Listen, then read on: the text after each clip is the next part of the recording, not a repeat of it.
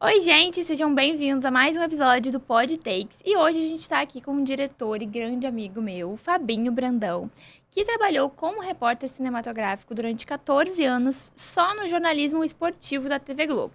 E recentemente ele também migrou para a área de direção, né?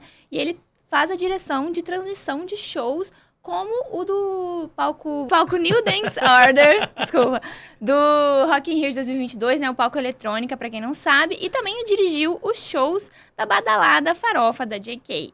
Paralelamente, ele também é diretor de cinema e dirigiu os filmes independentes, né, curta-metragem premiados, Delfine e A Morte Não Te Ama. Bem-vindo, Fabinho, muito obrigada! Valeu, Jordana. Obrigado Gente, a você. tô muito feliz que você tá aqui hoje, né? Porque a gente trabalhou junto e construiu uma amizade, então... Não, feliz estou eu de ver como é que você vai crescendo. Cara, isso é maravilhoso. Parabéns, agora a gente montão. tá A tua podendo casa aqui, que lindo. né? Agora a gente tá Baita de podendo. um lugar maneiro, super legal. Parabéns. Obrigada. Tô feliz. E aí, vamos começar o nosso papo Vambora. falando como que você começou nisso, né? Porque você trabalhou durante 14 anos só no jornalismo esportivo. Depois você foi pra supervisão, né, de cinegrafia do esporte. Na verdade, esses 14 anos complementam entre a reportagem cinematográfica e a supervisão de cinegrafia da área. E aí, nesse âmbito, você cobriu várias coisas importantes, né? Como Sim. Copa do Mundo, Olimpíadas e... Enfim, conta um pouquinho dessa experiência pra gente. A minha carreira começou realmente eu fui estagiário de repórter cinematográfico lá em 2004, né? E assim começou a minha carreira no audiovisual dentro da TV Globo, que vai até hoje, já são 19 anos, ano que vem fazem 20 já, ó que beleza. Ó. Não, eu sou jovem, tá? Enfim. Deixa pra lá.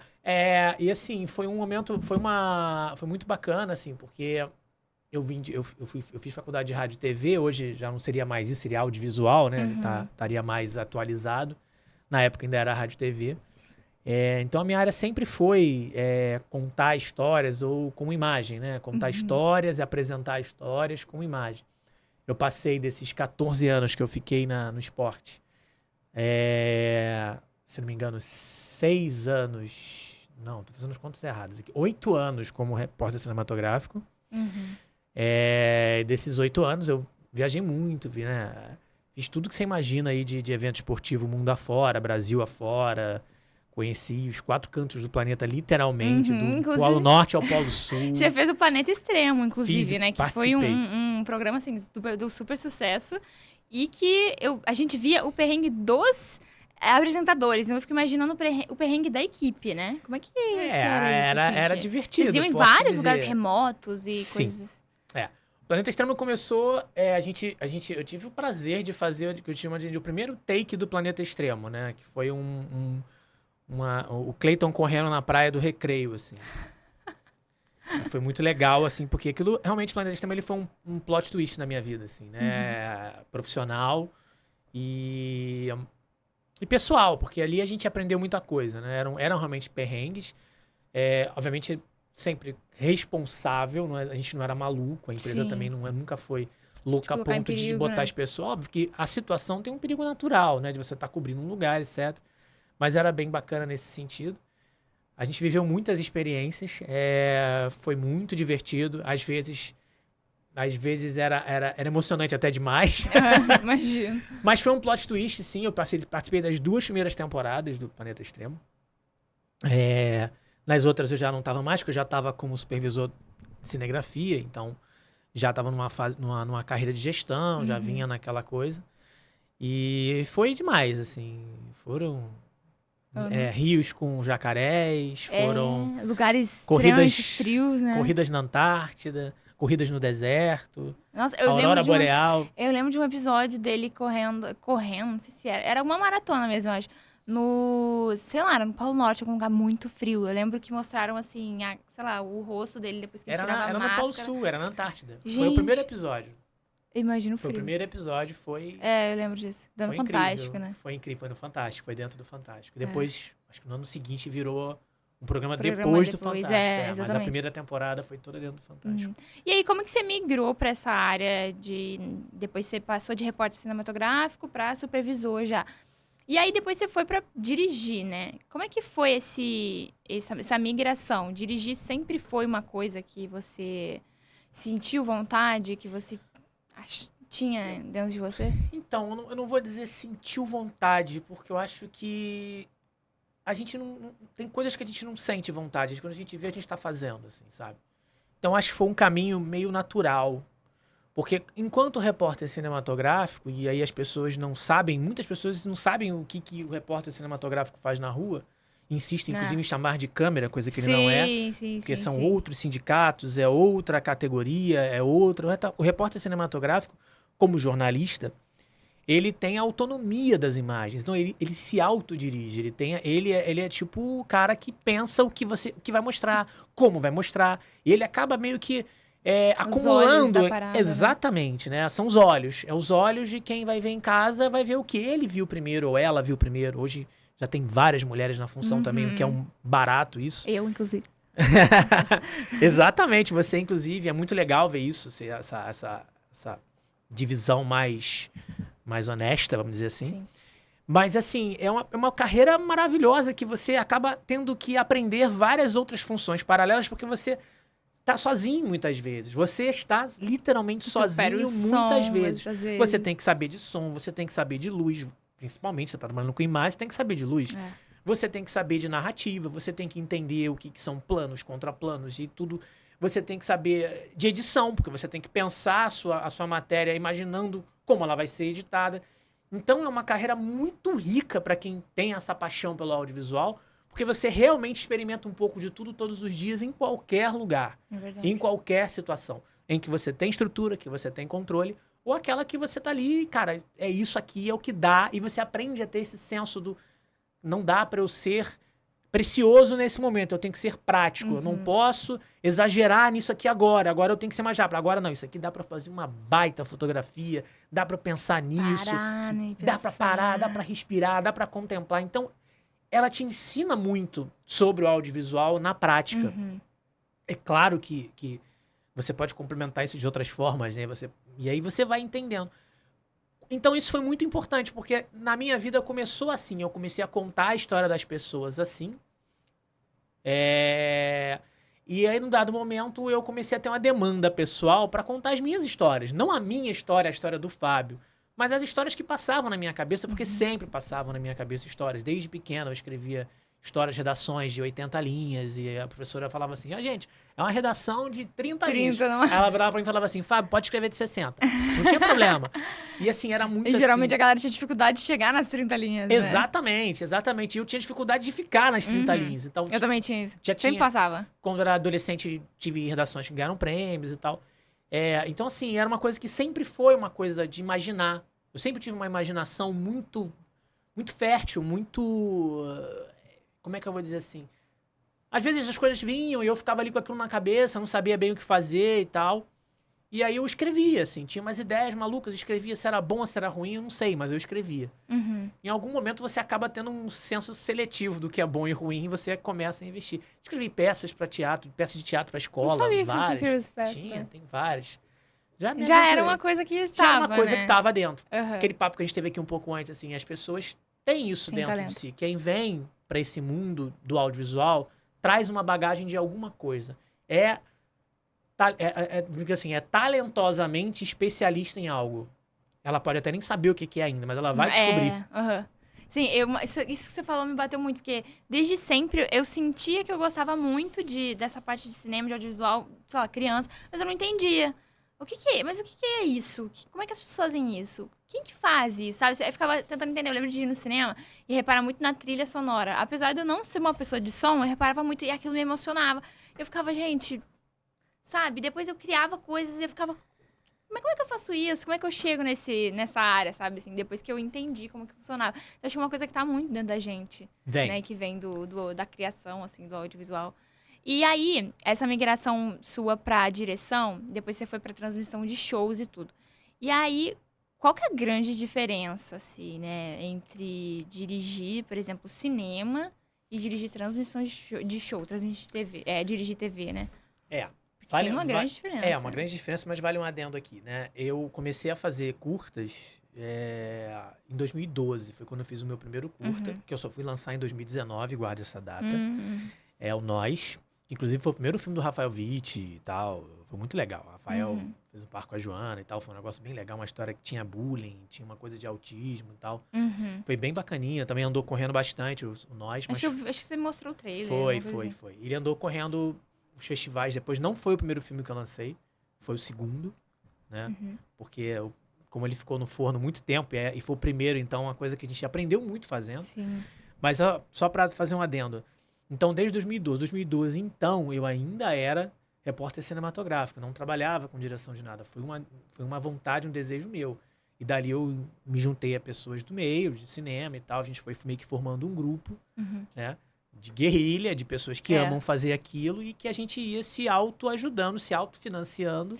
Porque os seus filmes você não tem um produtor, assim, bancando o negócio. Não. Você faz independente ali mesmo. A gente, você bota o seu dinheiro, né? quando muito, a gente divide a conta. A gente vê aqui, ó, quem acredita nessa história aqui, quem quer contar essa história. Ah, eu quero. Então a gente divide a conta, literalmente. E a galera vai trabalhar no amor, assim, e na a galera vontade, vai, realmente. E a galera vai realmente... Porque tem uma coisa muito legal. É claro que, assim, eu preferia que fosse de outras formas. Mas esse ambiente, ele me ensinou muita coisa, e ensinou muita coisa pra muita gente. Porque a gente chega num ambiente que as pessoas parecem que estão se divertindo. A gente vai pra lá, como todo mundo gosta muito, e eu, graças a Deus, conheci muitas pessoas trabalhando esse tempo com audiovisual, e muitas pessoas têm essa disposição de ajudar outras pessoas. Então a gente faz desses curtas grandes encontros. Você participou de um, você sabe o que é isso. Grandes encontros, em que você vai ter pessoas muito experientes na área, trabalhando, porque gostam e porque sabem que estão sendo úteis para outras pessoas também. Sim. E aí você cria um círculo de pessoas que se fortalecem e que vão cada vez mais aprendendo, crescendo e sendo utilizado pelo mercado de trabalho. A gente tem várias histórias assim. Se você pegar do Nós para cá, várias histórias assim. Eu tenho amigos que se firmaram nas carreiras, entraram ali meio que experimentando e se firmaram em suas carreiras, assim, né? Isso é muito gostoso de ver, assim. É o que mais dá prazer nesses eventos, que eu sempre falo assim, o audiovisual, e você me corrige se eu estiver errado, tem uma coisa que é muito legal. Não sei se você concorda com isso. É uma coisa muito legal, porque o projeto, ele é muito importante, porque ele é o que une as pessoas ali em torno de alguma coisa. Mas o que fica depois são as histórias que você vai contar, não do projeto, mas pelo projeto. É o que você passou no set, um perrengue que você resolveu. Inclusive, a gente tem a história muito boa da Giovana caindo no que várias. Mas a história... A Giovana tem... Eu fiz alguns filmes com a Giovana tem várias histórias. A Giovana é um caso à parte. Giovana, ela é realmente... Nem tá aqui pra se defender, mas a gente Giovana, gosta de falar mal dela. Um beijo pra você, a gente te ama. O nosso amor é falar mal dela. A gente ama falar mal da Giovana. Mas enfim, ela é uma fofa, uma baita atriz. E em outro momento a gente vai voltar a falar sobre a Giovana. Quase mata a gente, né? Vai fazer um carinho e agride. É isso. Mas ela é uma doce pessoa. Enfim, seguindo, aí a gente... Essas histórias, mas brincadeiras à parte, é esse tipo de brincadeira, esse tipo de relacionamento que você faz com as pessoas, né? Que também é uma outra resenha, porque dramaturgia é diferente de variedades, que é diferente de shows, que é diferente, mas tem uma energia que compartilha. A gente pode falar sobre isso lá na frente também. Então foi assim. Eu nem sei o que você perguntou antes. Eu fui contextualizar, eu viajei, voltei no tempo. A diferença mesmo de fazer a direção de transmissão de shows, de entretenimento, dessa parte mais... de entretenimento mesmo e do que cinema, né? Porque a gente sabe que tem essa diferença. Da TV pro cinema, por exemplo. Então quando foi ali em 2018, eu fiz uma migração dentro da empresa para essa área de direção, já na carreira de direção artística ali e tal, direção de programa aqui, de variedades, que trabalha com conteúdos... Porque chegou um momento, só para justificar essa mudança, chegou um momento lá no esporte em que eu não tinha mais para onde ir nesse sentido de criação. Eu estava em gestão de pessoas, eu achava o máximo, as pessoas contavam com você estava ali e tal, e é legal porque você aprende a trabalhar pelos outros. Então é uma aula também você passa a ter os seus objetivos, passam a ser os objetivos das outras pessoas. Isso é muito legal, esse desprender, sabe, assim. É o lado bom disso. O que não pode é você deixar isso apagar você. Esse é um ponto importante. O que você realmente quer fazer, né? Em algum momento eu achei que eu estava ficando já em segundo e terceiro lugar. Já estava ficando para trás. E aquilo me começou a cobrar um pouco, sabe? dentro de mim, assim. E aí, Eu acho que a gente que é do audiovisual tem muito isso. Do, tipo, quando a gente começa a fazer alguma coisa que é muito...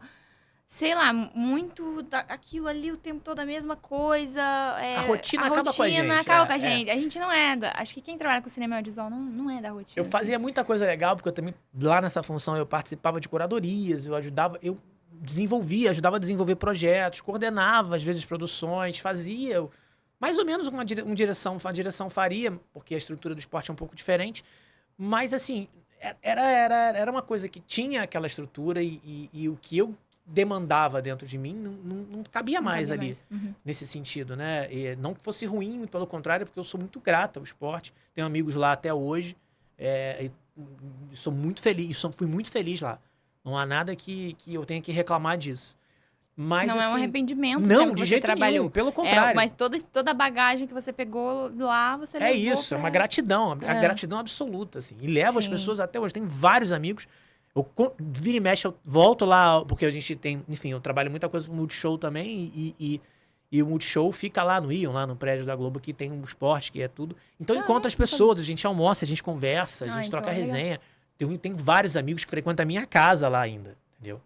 Isso é muito legal. E isso, de novo, são as histórias que a gente leva pra vida. É isso que a gente leva. As amizades que a gente vai São bons fazendo, trabalhos e boas amizades que ficam dos bons trabalhos, das boas jornadas. E 14 anos dentro do esporte, o que não faltaram foram jornadas. Né?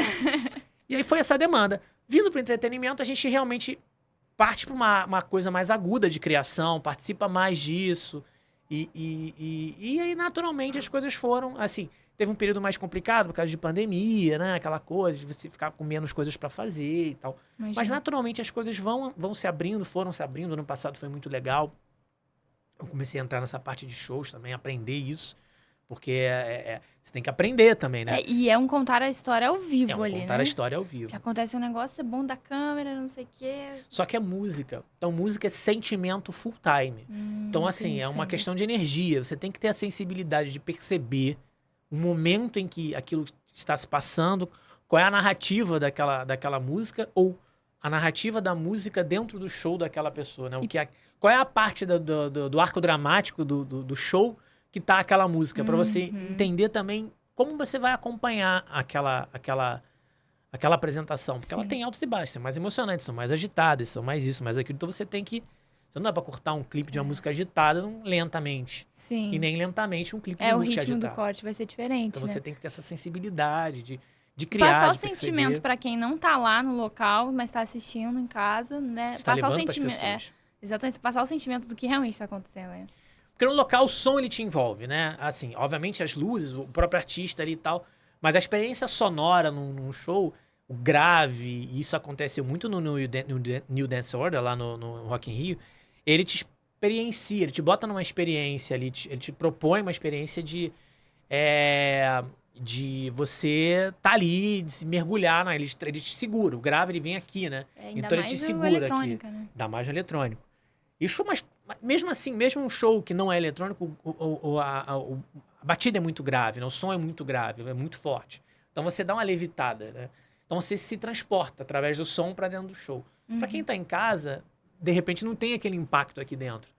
Então você tem que audiovisualmente contextualizar aquela história para ele ou para ela, quem estiver assistindo, e ver como é que a pessoa vai se sentir. Então é muito legal, porque é um desafio, porque também não existe uma fórmula. Uma fórmula. E foi muito legal a experiência no New Dance Order, porque a gente também foi descobrindo. Não foi a primeira vez que a gente, enfim, foi transmitido o show do New Dance Order, mas foi a primeira vez que foram transmitidos os grandes shows, assim, de eletrônico, do Rock in Rio. Então, eu gosto muito de música eletrônica, eu tive o prazer de fazer show. Apaixonada, não tava nada do seu Meu ambiente, carro é a balada totalmente. ambulante, assim. Quem sabe disso, eu troquei o som do meu carro quando eu comprei, porque eu achei ruim. O que eu queria era grave. Sim. Sou desses, desculpa. Você tava totalmente no seu ambiente, a música eletrônica, dirigindo. Eu tava... Perfeito. Não, era isso. Eu tava em casa, literalmente, assim. Eu lembro de falar com você falava, tipo, e aí, você não vai vir aqui? Você não vai vir aqui? E era estudando. E assim, a gente estuda aquilo também pra fazer, né? Você vai conhecer os artistas, vai conhecer as músicas, vai tentar entender o que ele vai... Claro que você tem um set list depois que ele vai tocar, mas antes disso você prevê o que ele vai fazer, o que ele vai apresentar. Então você se prepara, você prepara o seu time, você sugere, você tem lá o diretor do palco, né? O diretor artístico do palco, você conversa, você propõe, vocês trocam.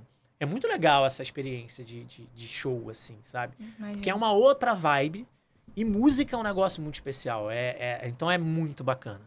Porque são aquelas diferenças que a gente fala de cada situação, mas que no fundo estão ligados a contar histórias e a sentir a história que você está contando. Fazer o espectador se identificar de alguma forma, né?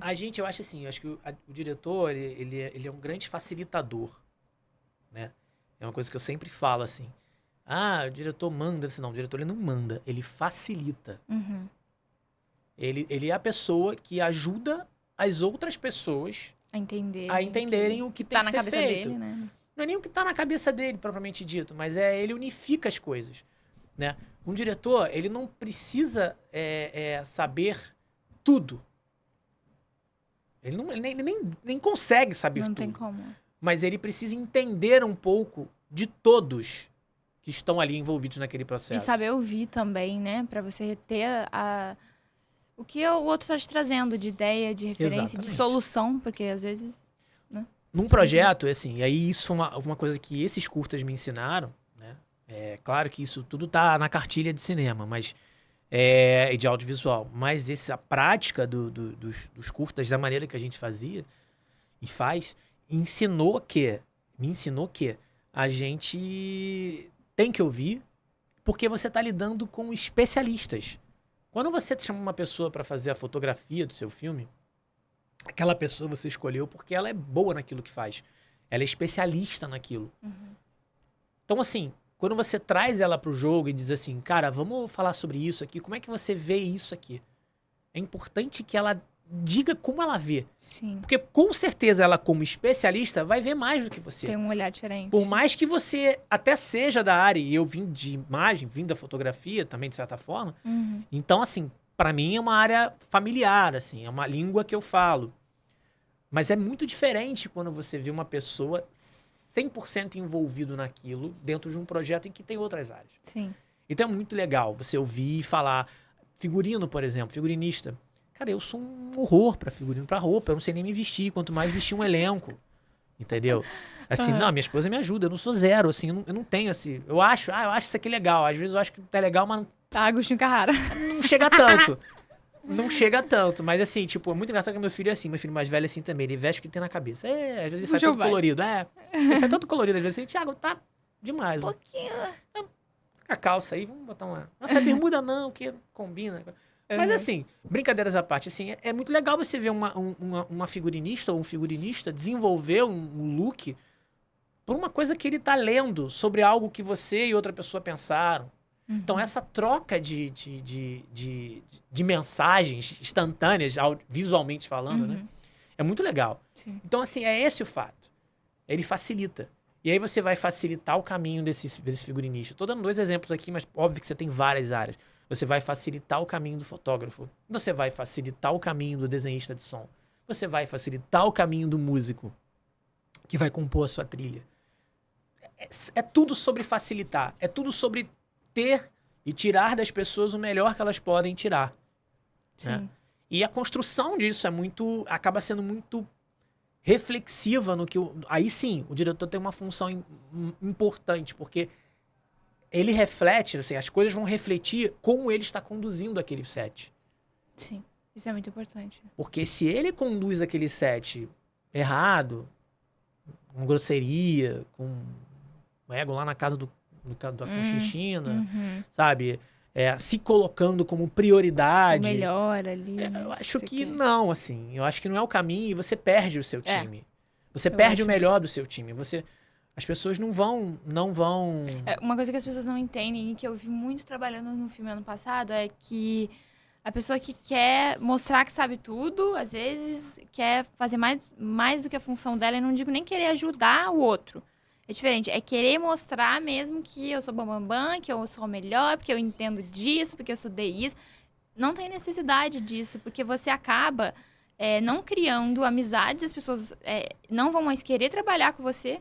Porque além de você estar querendo mostrar que quer saber mais que todo mundo, que é melhor, que não sei o quê, num projeto que é um conjunto, que tá todo mundo ali por aquilo, e ninguém vai querer trabalhar com você depois, porque isso. vai ver que o seu ego é lá na casa com a Cristina, entendeu? A gente é educado, a gente não fala palavra A gente feia. não fala, nunca Estamos ao vivo e falamos, gravado para todo o Brasil. Nunca falamos palavrões. Não, a gente não fala. É. A gente E aí, e eu vejo muito isso, e aí eu fico, gente, como que as pessoas podem pensar assim? Porque depois você... as pessoas vão lembrar do seu nome, vão lembrar da sua cara, né? E é importante que você seja educado, que você saiba trabalhar, faça o seu trabalho, mas de forma que respeite os outros profissionais que estão ali também, sabe? Eu acho que a gente viveu e vive fases, assim. A gente tem momentos em que a cultura se transforma, em que as coisas vão ficando mais ou menos intolerantes ou intoleráveis dentro de uma relação profissional. E acho que isso, na minha leitura, assim, nunca foi uma coisa que eu teria pra mim, assim, né? Assim, eu não sou o tipo de pessoa que pensa dessa forma. Porque eu acho assim, todo artista, e a gente tá falando de arte agora, né? Ele é muito subjetivo. Então, assim, o que é bom pra mim, o que eu acho fantástico, quase que saiu, que eu acho fantástico, pode não ser fantástico pra você, ou isso pode te bater de outra forma. Mas o que eu quero dizer é que esse ego, ele não pode impedir que eu perceba isso. O ego do artista não pode impedir que ele seja... Que ele não entenda o caminho que ele tá indo, assim. Eu acho que em algum momento ele tem que, cara, acho que aqui não. Todo mundo tem um pouco de ego. Dizer que isso não tem é mentira. Quem trabalha com arte quer mostrar algo pra alguém, quer que alguma coisa seja visto, quer fazer parte de algo, mesmo que não apareça, não dê as caras, não seja um ator, não seja um apresentador e tal, nem mesmo um diretor, mas ele quer se ver naquele projeto. E isso é legítimo. E isso é muito legal. Isso que você tem que propor às pessoas. Eu quero que você se veja. Quando você olhar esse filme, olhar essa história, você vai dizer, nossa, eu me vejo ali. Eu fiz parte disso. Eu fiz parte disso. Aquela situação lá tem uma contribuição minha. E a gente se sente assim. Uhum. Não importa o tamanho do projeto, não importa pra onde você esteja fazendo. Eu já passei É muito gratificante por quando tudo, você vê assim. o seu nome numa coisa que finalizou ali, que foi bem construída, você fala, caramba, eu trabalhei muito por isso aqui. E mesmo que por uma eventual situação não tenha o êxito que se espera, tudo faz parte de uma trajetória, né? A gente não acerta o tempo todo, a gente se esforça pra isso, mas a legitimidade da tentativa do acerto justifica qualquer capítulo daquilo ali, justifica qualquer episódio, qualquer jornada que você tenha feito, né? Isso eu trago muito para a questão do cinema independente, que tem essa liberdade de você experimentar, de você não dever nada a ninguém, de você não ter que... não, a produtora tá me cobrando tal coisa, e eu não posso fazer isso, e meu orçamento é tanto. Até porque a gente já trabalha dizendo que o orçamento a gente já trabalha, tipo, quanto que é isso aqui? É nada. Nada. Se possível, nada. É negativo. E isso também ajuda a gente a pensar rápido numa outra escala de produção. Quando você vai para um trabalho que tem mais grana, que tem investimento e que tem um orçamento de fato, quando você chega com aquela experiência que você já teve lá de, pô, mas isso aqui deu para resolver assim e ficou legal. E você vê que você consegue ter subterfúgio para você também né, manter a qualidade, manter a coisa boa, independente de que você ter que cortar alguma coisa. Recentemente eu passei por um processo assim, eu tive que fazer alguns cortes e o resultado foi incrível. No final das contas, o resultado foi incrível porque a gente, na verdade, foi trazer um pouco mais para a mão das pessoas. Menos para a estrutura e mais para a mão das pessoas. Quando a gente trouxe para a mão das pessoas, as pessoas mostraram que... Sua criatividade, né? E aí o negócio ficou lindo. E aí ficou lindo. Então, assim, é um pouco disso, sabe? E aí, nos seus filmes, você, né, justamente no A Morte Não Te Ama, você trata muito de um gênero que ainda não é tão explorado aqui no Brasil, que é o gênero suspense, terror. Tem filmes, né, mas... Ícones, mas é um gênero... É ainda pouco, né? E aí você trata muito, então, essa questão do luto, né, assim, da morte, adora um sangue, tá, né? Quem trabalhou com o Fabinho sabe que sempre vai rolar um sangue. E aí, Que é pouco pro gênero. É verdade. Que é bem pouco pro gênero, porque a gente... Vai, termina essa pergunta. E aí, então, da onde que vem essa... Você sempre gostou mais de assistir filmes de terror, de suspense? Você tem, sei lá, uma vez de assistir muito algum diretor específico da área? Assim, Então, eu acho assim, quando eu era pequeno, Porque assim, rapidinho, só te cortando. No A Morte Não Te Ama, a gente tem até o poema, né, do Edgar Allan Poe, que fala... Tem várias citações e ele, dele. e ele trata muito essa questão Mário da Quintana morbidade. também, que tem um poema que fala sobre isso. Cara, esse filme é muito bom. Eu adoro coisas que tratam poema e livro, assim. E aí ele traz muito essa coisa da solidão, da morte, do luto, né? Da morbidade mesmo. Spoiler alert, né? Spoiler alert. Pra quem não viu o filme. Então, assim, fala um pouquinho. Se isso sempre foi uma coisa que você... Eu sempre gostei muito de história de suspense, desde pequeno, assim, tipo... Porque eu sempre tive uma fixação no que... o que será que vai acontecer? Né? Mas eu sou muito de humor também, porque eu adoro uma comédia pastelão. Acho que quem me conhece sabe disso, porque eu sou o próprio pastelão andando na rua. Trocadilhos não fazemos, não temos piadas do pavê, não fazemos de jeito. Olha, não no set, jamais, ele nunca faz essa piada. Você nunca tem que brigar com o Fabinho. Olha, Fabinho, a gente tem que gravar, estamos 1 hora atrasados. Nunca tem um trocadilho depois que dá o ação, mas aquele negócio, nunca tem aquele rabinho de áudio que sai uma voz do diretor falando mais maneira, nunca teve. Jamais. Isso. Jamais, a gente não trabalha dessa forma. Não trabalha assim. Mas, é todo mundo muito sério seríssimo. no set. Compenetrados, enfim. Compenetrados sim, mas sério a gente já não garante. Jamais. Enfim. E aí, até esqueci. Bota de novo no trilho. Cara, rapidinho, só fazer um adendo. Uma coisa, primeira vez que eu fui trabalhar com o Fabinho, a gente tava falando agora sobre soluções, não sei o quê. A gente pediu a comida, né, no set lá e tal, não sei o quê, o produtor. Aí chegou lá, a gente tava gravando a nossa base de produção, né? Que pra quem não sabe a base. Onde ficam as coisas mesmo pra você ter a base pra gravar. Era num andar assim embaixo, a gente tava gravando em cima. E era tipo uma floresta, né? Assim. Foi onde mesmo a gente gravou? Foi na Sesgran Rio. Na Sesgran Rio. E aí, chegou lá em cima as pizzas e tal, não tinha onde colocar. Eu falei. Eu falei assim pro Thiago, que era o produtor. Vamos botar em cima do carro do Fabinho. Tudo bem, tá tudo certo. Não. Aí acho que aproveitaram, que a gente deve ter ligado o motor em algum momento, tava quente ali o capô do carro, aí botaram pra esquentar as pizzas no capô do carro. Eu falei, gente, ele Genial. não vai se importar, sabe? Assim, de boa, vamos botar aqui. Mas, assim, você não falou nada no primeiro dia, mas depois você mencionou. Eu falei assim, gente, acho que ele ficou meio... né? Porque aí no outro dia a gente foi e arrumou outro lugar, umas caixas assim. E aí eu falei, vamos botar aqui pra evitar problema, que é a primeira vez que eu tô trabalhando com ele. Não, mas eu acho assim, que eu até dei uma zoada. Eu não falei assim. Não, você não brigou no momento eu falei assim, nenhum, gente, né? tá legal isso aqui no capô. Alguma coisa assim, legal, essa pizza tá quentinha aqui pelo motor. Alguma coisa assim, né? Mas eu senti que, tipo assim, ai, seu carro já tava sendo usado, né? Pra sangue, um monte de coisa. Então... o carro tava bem acionado naquele dia. Aliás, aquele carro que eu já vendi, quem tiver... vendeu? Ele tem outras histórias. A família cresceu, eu tive que comprar um carro maior, verdade. né? Mas aquele carro que eu já vendi participou de vários filmes, viu? Ele era estrela. Pois é. Que é isso também, a gente bota pra jogo o que a gente tem, né? A gente trabalha com o que tem. Não, vamos pensar aqui num carro pra ver. Não vamos. Não, vamos usar o do Fabinho. Vamos simplificar aqui, vamos ver e tal, o que rola. E aí, voltando, sabe, depois desse, né? Que eu tinha que contar essa história, é muito boa. Eu sempre lembro com a Giovana, eu falo, cara, o dia que eu botei um monte de pizza no capô do carro do Fabinho, ele... Não sei como é que ele... E todo mundo achando aquilo super normal, normalizando a pizza no capô. A minha solução foi essa. Era isso. Esse é o cinema independente. Normalizando a pizza no capô. Tá, se vocês querem trabalhar com cinema independente, saibam que é assim. Essa é a guerrilha. E você pode, talvez, fazer com que o diretor te odeie e não te chame mais, mas tudo bem. Ou não. Mas voltando à pergunta, aí, então, você... tem a Selma, né, na Morte Não Te Ama, e tem muito dessa morbidez e tudo, da questão de... E você traz muito essa questão do terror, do gênero, de sangue, não sei o quê. Então, me explica de onde vem isso. Agora sim, agora eu vou entrar na pergunta. Agora é sério. Viu como que a gente é? Agora é sério, vai, bebe, fica me olhando. Agora é sério. Até que eu não ria. Tô esperando você responder. Não, assim, eu sempre gostei muito de história de suspense, assim, né? Por conta disso que eu já te falei antes, do que pode acontecer. Então, eu lembro quando eu era adolescente, eu li um livro de contos do Edgar Allan Poe, que me marcou muito.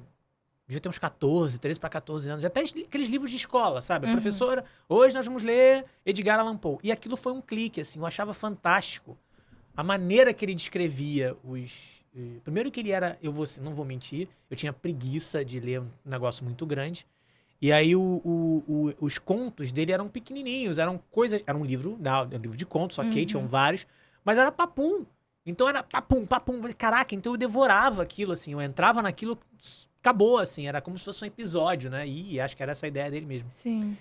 E aquilo me marcava como ele descrevia o terror, ou um suspense, mas era muito mais ligado ao psicológico das pessoas, né? Óbvio que ele tinha lá o momento de sangue dele, tinha o momento do sinistro, mas o grande sinistro estava dentro da cabeça dos personagens. Então, quando você vê, tem a história do Valdemar, você já viu esse conto dele? Não sei. Que ele tá tipo com uma catalepsia, ele tá morto, mas não subiu, alguma coisa assim. Então o cara tá morto, mas tá dentro do corpo e tá vendo tudo o que acontece. É quase uma síndrome do sono, eu tenho isso, é um horror. É um horror, isso é horrível. Horror, senhoras e senhores, é um horror. Você não consegue se mexer. Não, você acha que você fica ali. Aí com o tempo você vai desenvolvendo um mecanismo de você se comunicar. Mas enfim... Isso eu tive, síndrome do sono. Então, talvez eu tenha me identificado por causa disso. Porque na época eu era adolescente, eu via aquilo, eu tipo, caraca, isso aqui parece aquele negócio que eu tenho. Eu já tinha muito aquilo na adolescência. E aí, ele tinha essa coisa... E a maneira que ele descreve o psicológico do personagem, que tá meio que preso dentro do próprio corpo, era genial. Assim, era uma aflição, era um negócio, assim... Era a mão gelada lendo aquilo, assim. Um exemplo, né? Ele tem outras boas histórias. E aí aquilo me deu um estalo, assim, eu comecei a gostar de histórias, assim. Na época também, todo adolescente já leu Pedro Bandeira, na minha época, eu não sei hoje como é que está, mas na minha época, Pedro Bandeira, Marcos Rey, era uma galera que a gente lia, assim. Sim. Que eram histórias feitas para adolescentes, a gente não tinha tanta coisa, assim, para se distrair. Como hoje em dia. Como hoje em dia, que você tem vários acessos. Então você era muito restrito a algumas coisas. Então você Inclusive, pesquisava... você tem esses livros e essas referências aí em vídeo hoje em dia, Tem, né? exatamente. E o Pedro Bandeira tinha muito essa coisa do suspense, né? Ele tinha muito a droga do amor, a droga da obediência, Descansa em Paz, Meu Amor, que é um conto de terror e é maravilhoso. Eu lembro dele, olha, falando, vou lembrar os nomes todinhos, assim. Eu não leio esses livros há, sei lá, 20 anos, 25 anos. Mas era muito legal e aquilo me provocava. Me dava uma questão assim, pô, isso aqui é gostoso, isso aqui é legal, o que vai acontecer? Cara, será que aquele cara vai chegar aí agora e tal? Depois foi a minha fase Agatha Christie, que eu acho... Aí ela já tem uma outra pegada, Também né? já fui dessa época. Ela tem aquela fase de não descrever psicologicamente tão bem os personagens de propósito, para que você não pense como eles. E aí você não desvende o mistério. Assim, é uma tática, né? É uma técnica que é fantástica. Então ela só desvenda, aliás, ela só desenha para você o psicológico dos personagens daqueles que você sabe que não estão envolvidos na história, no crime. Que é o Hercule Poirot, que é alguém envolvido ali na história. É o maquinista, é não sei mais quem, o irmão de não sei quem, o jornalista de não sei de onde. Que ela escolhe pessoas pra dizer, ó, esses aqui não são. Então, cara, isso foi uma coisa meio que foi me dando. E eu começava a escrever. Eu escrevia redações muito nisso aí e tal. E você assistia muito filme também, tipo, sei lá, Hitchcock, por exemplo, que é muito suspense, alguma coisa... Então, eu fui ver Hitchcock mais velho, não adolescente. Adolescente eu tava naquela fase Pânico. Eu fui dessa geração Pânico, né? Pânico, eu sei que vocês fizeram no verão passado. Slashers e tal, essas coisas. Eu fui dessa Jason, geração. né? Sexta-feira 13. O Jason foi um pouco antes. Eu tinha medo do Jason, eu tinha medo do Freddy Krueger, eu tinha medo de olhar a cara do Jason quando ele tirava a máscara. Hoje eu acho graça. Cara, quando eu era adolescente também, tinha essa mania de ir pra casa de uns amigos, a gente se reunia e aí sempre a gente assistia filme. Aí toda sexta-feira 13, né, que tem aquele negócio, a gente se reunia pra assistir filme. Aí eu lembro que um dia eu cheguei tava assistindo com eles e assistia o filme O Grito, sabe? Que é tipo Samara, só que é uma versão japonesa, se eu não me engano. Aí, gente, eu lembro que a gente assistia, sei lá, 13, assim, né, que era a sequência. Eu cheguei em casa, eu abri a porta do quarto e tava minha irmã, cara, com o cabelo assim pra frente, secando o cabelo. Eu falei, cara, mano, eu quase agredi ela nesse dia. Eu falei assim, como que você faz esse negócio? Ela falou assim, como é que eu ia saber que você tava assistindo um filme de terror? Que culpa tenho eu? Não sei o quê. Então, assim... A imaginação é sua, né, dela? Tá aí eu criei muito, eu lembro que eu assistia muito filme de terror na adolescência também, assim, criei muito essa coisa de Samara, né, o Chamado, Pânico também. E aí a gente tinha, assim, dizer que não tem terror no Brasil, tem boas referências, enfim, Zé do Caixão nem se fala, mas era uma coisa diferente, assim, é um terror diferente, assim, tá bom, tem muito, tá pronto, envolvido com a nossa cultura, até fora, porque o Zé do Caixão é reconhecido no mundo inteiro, né, então, mas o personagem, né, enfim, e aí, cara, foi uma coisa muito, muito foi natural. E eu gostava de contar histórias que tivessem surpresa. Aí vem um festival de influências. Eu gostava do suspense, eu gostava de desenvolver o perfil do personagem. E eu gostava de surpresas. E, ao mesmo tempo, eu gostava de falar coisas bonitas. As minhas redações, quando eu estava inspirado, eu escrevia palavras bonitas, assim. Vinham frases, eu escrevia. Quando não era de suspense, eram coisas bonitas. Eram, tipo, uplifting, sabe? Era muito assim, é muito de humor, né? E eram coisas legais nesse ponto. Então, eu fui tentando botar um pouco de tudo. Tentar passar uma mensagem, porque eu acho também que o audiovisual tem uma função social. Sim, muito.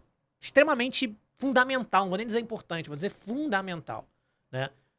Então, assim, aproveita os espaços que você tem. Não só de entreter, não mas só de passar entreter, uma mas se você mensagem. puder passar uma coisa pra alguém, uma mensagem, um recado, não sei se é lição, que senão fica piegas, mas uma reflexão. Sim, às vezes a gente tá sentindo alguma coisa, assiste um filme, uma série, não sei o que, você fala, Exato, cara, você eu tô reflete sobre o passando assunto. pelo que esse personagem tá passando, ou você reflete sobre o assunto, você fica... É claro que assim, você não precisa ter isso Isso é também como um importante. estigma. Se eu não fizer um negócio de entretenimento, se eu não fizer uma comédia de entretenimento, eu não vou fazer. Não! Você tem o tempo de você desenvolver uma brincadeira, um entretenimento. Eu trabalho com isso, né? Tem o tempo pra você fazer isso, mas se em algum momento você puder retribuir a sociedade com alguma coisa que as pessoas reflitam, pensem, se divirtam, mas pensem, reflitam, tragam, saiam, quando os créditos subirem, saírem do cinema e estiver pensando assim, pô, isso aqui Comentar, tem né, legal assim. isso, né? O cara pensou aquilo, a mulher fez aquilo outro, a garota fez aquilo lá, tem um envolvimento. Isso é muito legal. E acho que é um compromisso que a gente tem também. Né? Sim. Quando a gente assume porque a gente pode construir ou destruir. A verdade é essa, né? E, aliás, tá aí, né, recentemente, vários fatos que corroboram com essa tese.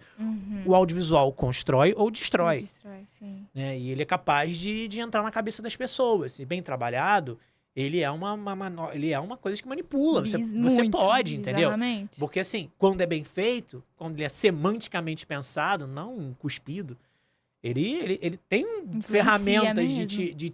de te convencer, né, de algo, a pessoas que não têm, de repente, uma instrução tão grande para alguma coisa, de buscar, de te influenciar diretamente. As próprias novelas fazem muito isso, né? Eu acho que óbvio. A novela é o principal produto de exportação, né, do Brasil, assim, em questão de audiovisual. E você vê, cara, quando uma novela faz sucesso, você vê todo Porque ela mundo entra na comentando. mente das pessoas. Ela entra na assim. mente, No cara. bom sentido. Isso aí já não é nem, assim, pejorativamente falando. No bom sentido, assim, porque as pessoas compram aquela ideia. Sim. Então, eu acho que é um pouco disso. Se você Se sentem parecidos com aquele personagem, Exato. né? Parecidos com a história. se Odeiam um identificam, vilão, se identificam. odeiam um vilão ou amam um vilão. Também é muito comum, né? Exato. Isso é uma das coisas que a gente tentou meio que fazer na Morte Não Te Ama, que não chega a ser uma vilã, mas uma anti-heroína, vamos dizer assim, né? Sim. E aí então, a partir daí foi a história. Aí se deu essa vontade, esse desejo de contar histórias que tivessem um pouco disso tudo. Claro que como eu não tenho dinheiro, eu tive que fazer tudo em curtas. Então foram várias histórias. Quantas curtas até hoje? São 5. 5 e tem um 6º aí ainda em desenvolvimento. O que a gente gravou, né? É. Vai sair, gente. Vai sair.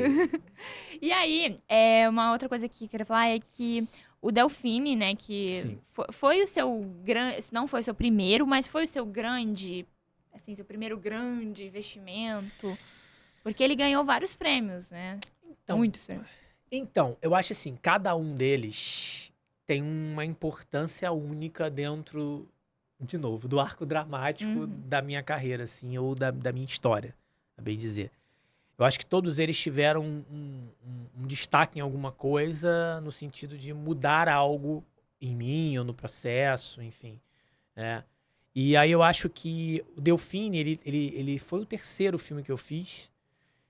O Delfine, ele conseguiu completar, ele foi, assim, mais exitoso nessa proposta que eu te falei, de misturar, né, o terror com suspense, com psicológico. Ele é bem poético também, né? Com palavras bonitas. Ele também tem citações de Edgar Allan Poe, a gente não tem jeito, a gente vai lá de vez em quando. Ele trabalha um pouco disso, né? E tem um time muito forte, assim, tem um elenco muito forte, né? A gente teve o André, a Luiz. Então, assim, é um filme muito maduro artisticamente falando. Claro que eu vou dizer você, podia melhorar isso, podia melhorar aquilo, óbvio. A gente sempre acha que a gente sabe como é isso. A gente sabe, ainda mais depois que você roda, você entende. Mas eu acho que o Delfine tem uma legitimidade, assim, na proposta dele, é muito clara o que ele se propõe. Ao mesmo tempo que ele te entretém, ele te envolve, ele te faz entrar num E raciocínio. o interessante é que ele conta uma história dentro da história. Ele Porque conta várias histórias dentro da história. E eu que é uma adorei outra quando coisa que eu assisti. gosto muito, que é a metalinguagem. É uma coisa que eu sempre gostei. Porque assim como quem entra na televisão, no audiovisual ou no cinema, tem o interesse de saber como é que é tudo por trás, o que tem atrás daquela tapadeira ali? Tem alguém sentado com... O que você quer? O que tem ali atrás? Da onde aquele cara saiu? Pra onde aquele cara vai? Como é que aquilo funciona? Então, assim, todo mundo que entrou nessa área Tem essa curiosidade. já sonhou um making off na vida, entendeu? Então é uma coisa muito comum pra quem entra nisso aí. E aí, eu acho que o Delfine E tem é engraçado um pouco também quando a disso. gente grava uma coisa e aí depois vê pronto, você fica, nossa, no momento que eu tava gravando isso, tal pessoa tava fazendo isso. Nada a ver com Aí, a quando você história. grava a cena que a cena é super tensa, ela tá num momento chave do filme, e foi um perrengue pra fazer, e chegou a ser engraçado pra fazer. Sim. Eu tenho várias histórias assim, no meio da cena você tem que parar porque alguma coisa aconteceu, ou foi crise de riso, ou foi alguma coisa que não funcionou, e aí parou tudo. E é uma cena capital do filme, é uma cena chave. A Morte Não Te Ama tem várias cenas assim, Delfine teve cenas assim. Então, assim, é muito, muito interessante. O E às vezes storytelling não foi um plano de sequência. Mas, enfim. Vamos falar dele já. E quando acontece, às vezes é uma cena simples que você acha que vai ser rapidinho, demora também, né? E cenas complexas que você acha que vai demorar pra dedéu. Nossa, aqui Você precisa põe um tempão lá Você pra põe um fazer. tempão no AD lá, isso aqui vai levar um dia inteiro. Ó, isso aqui... Aí você vê que papum, resolveu. Que é muito também do espírito, né? Às vezes você se prepara pra aquilo. Quando você se prepara pra uma cena difícil, você tem elementos ali, você tem recursos pra resolver. Sim. Tá preparado. Você já tava preparado Quando você- pra dar problema, né? Exato. Quando você, aspas, menospreza uma cena simples, menospreza entre aspas, claro. Quando você se prepara pra uma cena simples, isso aqui a gente faz em 2 palitos. E aí não faz Não em 2 faz. palitos. Aí fica lá 15 takes. 15 takes, 13 planos, 9 mil, não sei das quantas. Aí, porque parece que atrai também, né? Aí começa a ter vários problemas. Aí começa a serra elétrica, começa a dar problema, aí a luz Aí passa um cai. avião. Passa um aí- avião, helicóptero, que é fundamental. Se for de madrugada, um vizinho interfona ou grita. E aí acontece qualquer coisa que vai atrapalhando. A luz cai, falta luz, aí não sei o quê. Aí, sei lá, a câmera acaba a bateria e aí você descobre que a bateria que tava... Isso é guerrilha, né? Que as baterias estavam carregando, não estavam carregando, que aí você tem que ficar ali... No próprio... Aí pausa pro jantar. No que a gente gravou, eu lembro de, tipo, tava empolgada na gravação da cena, não sei o que, quase terminando, pá, acabou a bateria. Aí tinha que buscar a bateria, tava lá em cima, aí tá perto ali, tipo, 10 minutos só pra ir buscar a bateria. Já perde o timing também, Porque a gente também né, não às vezes. tinha um estoque de baterias, né? Era tudo, né, contado, Tudo, né? exatamente, Guerrilha- bota pra carregar, bota não sei o que e tal. Exatamente. E aí eu acho que foi isso. O Delfine teve esse êxito, né? E em vários aspectos. Acho que ele tem vários pontos fortes, assim, né? Que fez com que ele percorresse o mundo. Ele também passou num momento muito delicado. Ele se estreou em 2020, ele estreou em janeiro de Sim, 2020. Eu vi online num festival. Foi, online. ele estreou em janeiro de 2020 e o primeiro festival dele foi em março. E já era pandemia pura. Sim, Né? estourado. Então ele fez companhia para muita gente nessa época. Ele rodou muitos festivais grandes do gênero no Brasil, fora do Brasil. Ele ganhou o prêmio festival na Nigéria, festival internacional da Nigéria. Isso é uma outra coisa, porque agora eu tô num processo também de um filme que a gente tá colocando pra festivais, né? Um curto também. E aí a gente fez uma curadoria com uma pessoa que é dessa parte de produção executiva voltada pra festival, né? E aí você tem tantos festivais bacanas pra Tem. curta e vários com inscrições de graça. De graça. E as pessoas não sabem, não é uma coisa que é disseminada, pelo menos com as pessoas que eu converso, poucas têm conhecimento que tem tanto festival bacana. Por exemplo, tem um festival que acontece ao mesmo tempo que Cannes, né? E ele é estudantil também, universitário, e você pode se inscrever de graça, sabe? E tem milhões de outros, como você citou, tem milhares sabe? de festivais. E eu acho que é uma coisa que é importante saber também, assim. Eu já vi você falando sobre isso também. Das pessoas entenderem que existe muita oportunidade aí, porque às vezes a pessoa faz uma coisa e não sabe aonde colocar, ou porque a acha que gente- tem só os festivais aqui do Brasil, Isso é entendeu? e são vários pontos, assim, né? Eu já vamos lá, em 10 anos inscrevendo filmes em festivais, a gente vai entendendo alguns fluxos da coisa como ela vai funcionando. Ainda mais sem ter padrinhos, sem ter, né, ninguém para te convidar para nada. Você vai tendo que ir furando os obstáculos Sim. pelo seu conteúdo, pela sua força, pela força do seu time. Então, assim, ali você vai aprendendo certas coisas. Então, você tem festival para todos os gêneros, gostos e histórias. Você primeiro precisa fazer uma análise do seu projeto, de como onde eu estou nessa história. Quem sou eu aqui na fila do pão, literalmente. Sou essa pessoa, ou sou esse projeto. Sou assim. Tá.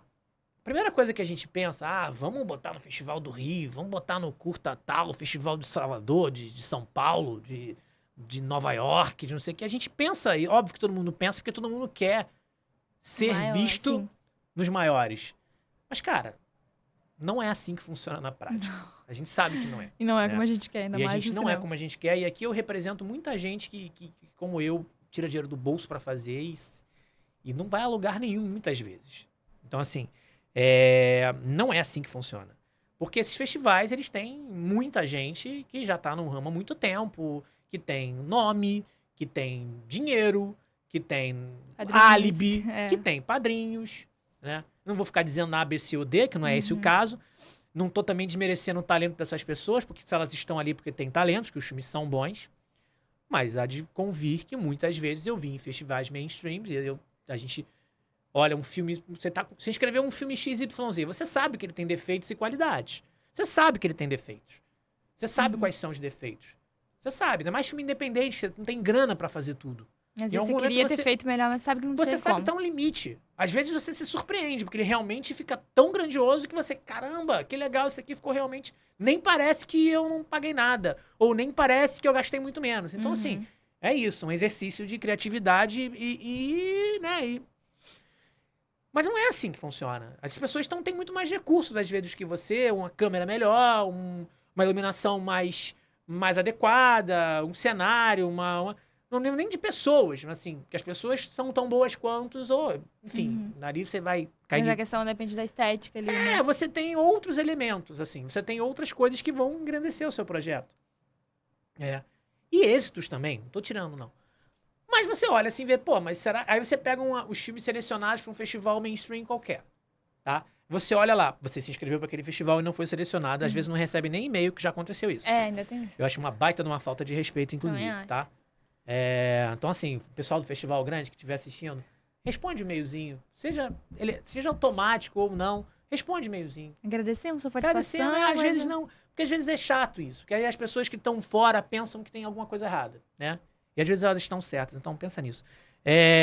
Para trabalho também, empresas, por favor. Pra tudo, gente. Vamos ter consideração com as pessoas. É apenas isso. Quem tá se dispondo a botar um trabalho ali pra ser avaliado, sabe que está sendo avaliado. Ninguém tá imaginando que, eu vou ganhar o Oscar com isso aqui. Não, Quer ter um feedback, né? mas quer ter um feedback, quer ter um carinho, quer ter uma atenção, quer ser visto. Quem faz, quer ser visto. Ninguém faz filme pra guardar na gaveta. Sim.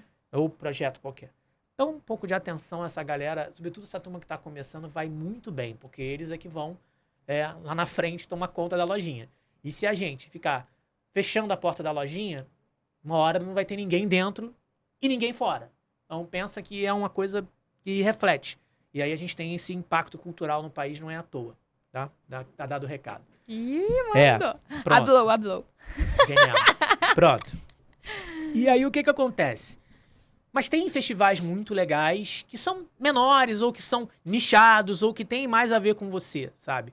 E aí você entra num, daqui a pouco o cara vê o teu projeto, gosta, entra num, aí você outro vê, você começa a ir caminhando, entende? Você conhece outros diretores, você vai aos festivais, você troca com essas pessoas, você cria uma rede de relacionamento. Isso é muito legal, entendeu? E as pessoas começam a ver os seus filmes, você começa a ver os filmes das pessoas.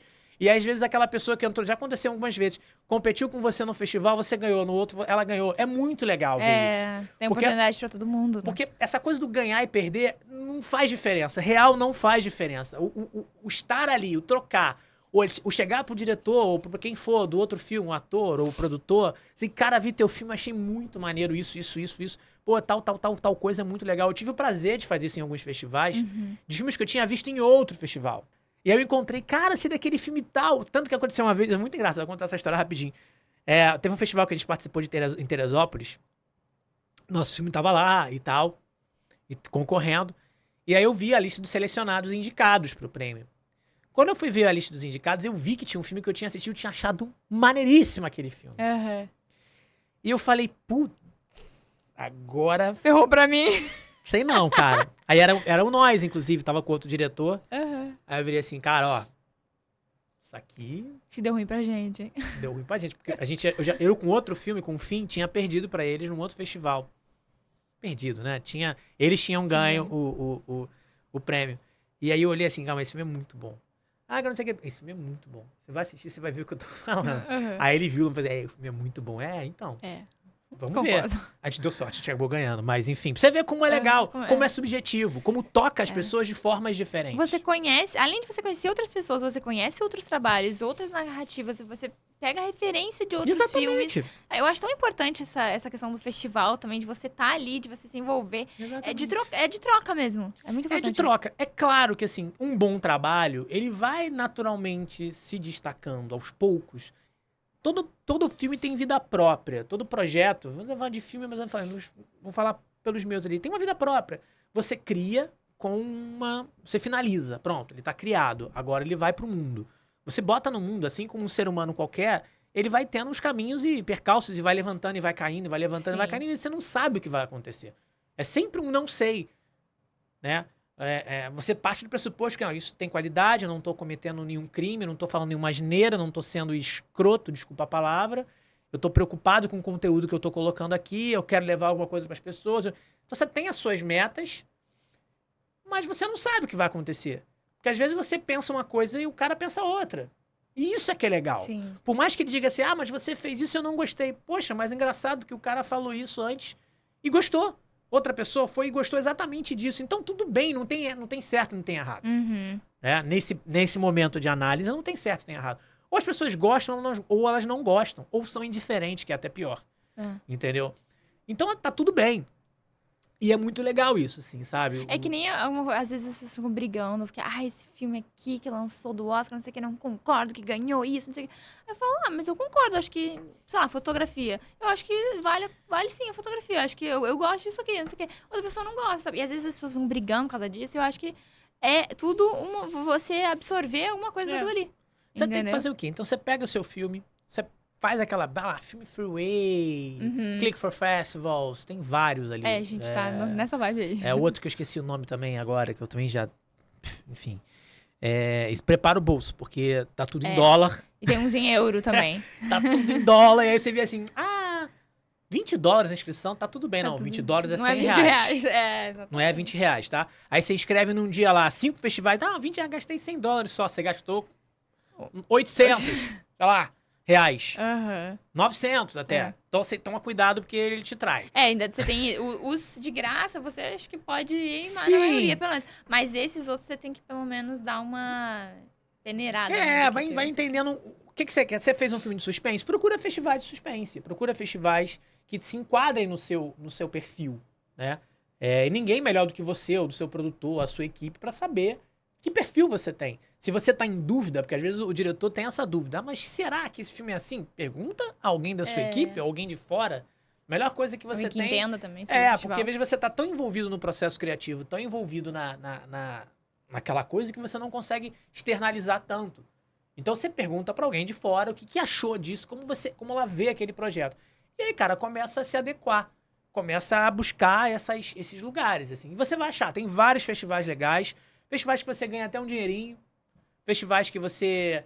tem isso. Tem de ganhar dinheirinho, faz um cachê, passa. Festivais que tem uma entrada legal em outras mídias, festivais online que são muito bons, festivais presenciais que são muito bons, semi-híbridos que são... híbridos que são muito bons também. Hoje já tem bastante, hoje tem muito festival híbrido por conta da pandemia. E vai entendendo qual é o caminho que você quer. Tem os festivais mensais também que, embora sejam mais simples, eles ajudam você a balizar também o seu projeto. São coisas mais baratas, não tem tanta importância, as pessoas não dão tanta importância. Mas essa galera é uma galera de cinema legal e que muita gente, nem todo, tem gente que tá ali pra te enganar. Mas tem gente que faz uns festivais bacanas e tem uma boa curadoria. Então você vê os projetos que estão disputando com você, que estão ali junto com você na seleção, e você consegue ter uma ideia de em que página você tá. Com quem que você tá brigando. Então o Delfine, cara, no Festival de Jaraguá, lá no Sul, que é um festival independente também muito Muito legal, legal, e é uma equipe bem legal também. Eles já fizeram presencial, na pandemia foram para online, agora estão querendo voltar. E é uma iniciativa do Isaac Una, que o Isaac Una ele é muito independente, ele faz o festival do bolso dele também, ele junta as pessoas, ele faz quase que um festival de guerrilha, mas ele tem uma curadoria muito legal. Então ele consegue dar voz para as pessoas que estão começando, para pessoas que não estão tão começando assim, para histórias diferentes, pessoas que de repente não teriam espaço nesse mainstream, ele vai lá e dá e tal. E é bem bacana. Aí você acaba pegando obras de todos os tipos. Então é um festival que você vê de tudo. Isso é muito legal. Então, por exemplo, neste festival, a Luísa disputou o prêmio de melhor atriz com a Dira Paz, cara. Meu Deus. Aí você começa a entender aonde você tava. Qual é a página que você tá, sabe?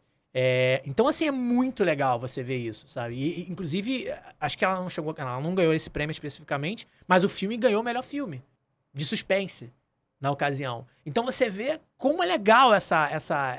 Onde você consegue chegar, onde você tá. né? Então, assim, dá certo. É um trabalho cansativo, muitas vezes solitário, muitas vezes Solitário custoso. mesmo.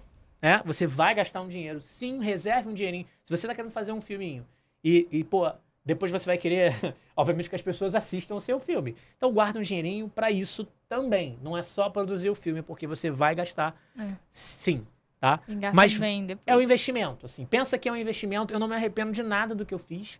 Muitas vezes eu entrei no cheque especial por causa disso. Mas, enfim, eu não me arrependo disso, porque eu acho que isso é um investimento na sua carreira, na carreira das pessoas que estão no seu time, na equipe que você formou.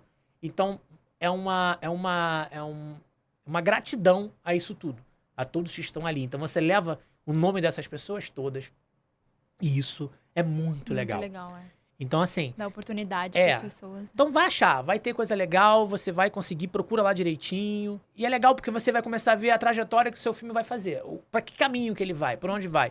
Vou dar um exemplo do Storytelling, que é um projeto muito criativo, muito diferente do que a gente... É isso que eu queria falar agora do Storytelling. Você quer falar do Storytelling? Não, então mas vai, fala pode falar. Não, é porque o Storytelling, ele é todo feito em plano de sequência, né? Assim, todo feito em plano de sequência. Pra quem não sabe, o plano de sequência é aquele plano que, em teoria, não tem cortes, né? No caso, é prática mesmo, não tem corte. Não tem corte. Tá, mas um filme longa, por exemplo, tem cortes, tá, gente? Em momentos específicos. Mas a ideia é que passe uma ideia de que Vitória não tenha não teve. mesmo. Qual? Vitória não teve. Não teve? 2 horas e pouco. Você quer me... Acho que a Arca-Russa também não teve. A Arca-Russa tem umas... Acho que a Arca-Russa teve sim. Tem umas lá que você acha que teve. Ah, tá. Não, mas é porque eu já até fiz um vídeo sobre isso lá no Bernard Takes, falando sobre momentos que geralmente, né, a galera usa pra fazer corte, quando tá parado em um objeto, quando passa por alguma coisa escura, esse tipo de coisa, né? Mas a ideia é que o filme passe a ser um filme que não tem cortes, não tem sequência. E o Fabinho fez um curta-metragem assim, que é o Storytelling. Storytelling, exatamente. Né? Conta um pouquinho do Storytelling, porque deve ter sido muito louco. Porque, cara, posso dar um spoilerzinho só assim?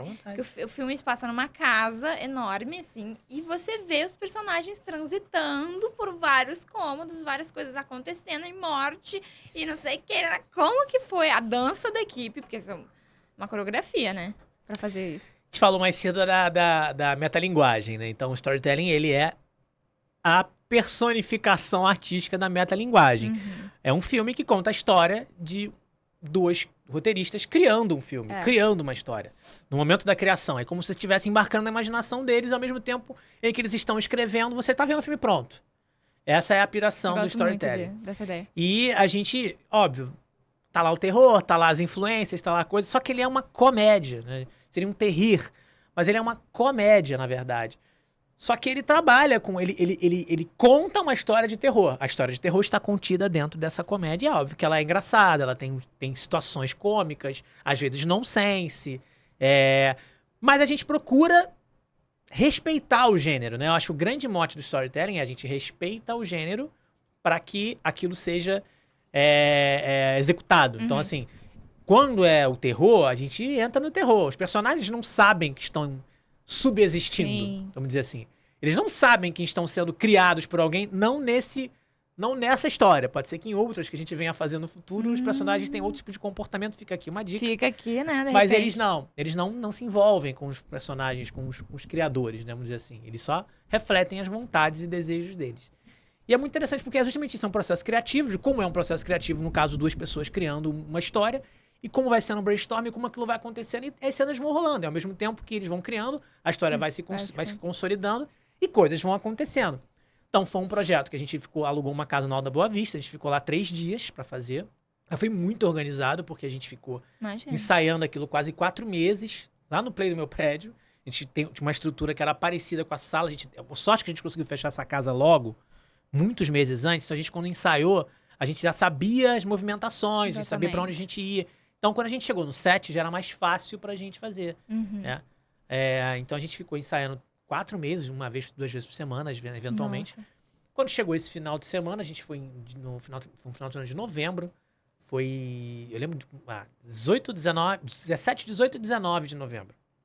Na sexta, sábado e domingo. Que a gente foi rodar esse filme. Só que quando a gente foi pra casa, a gente chegou na casa e tal. O primeiro dia a gente fez uma marcação técnica.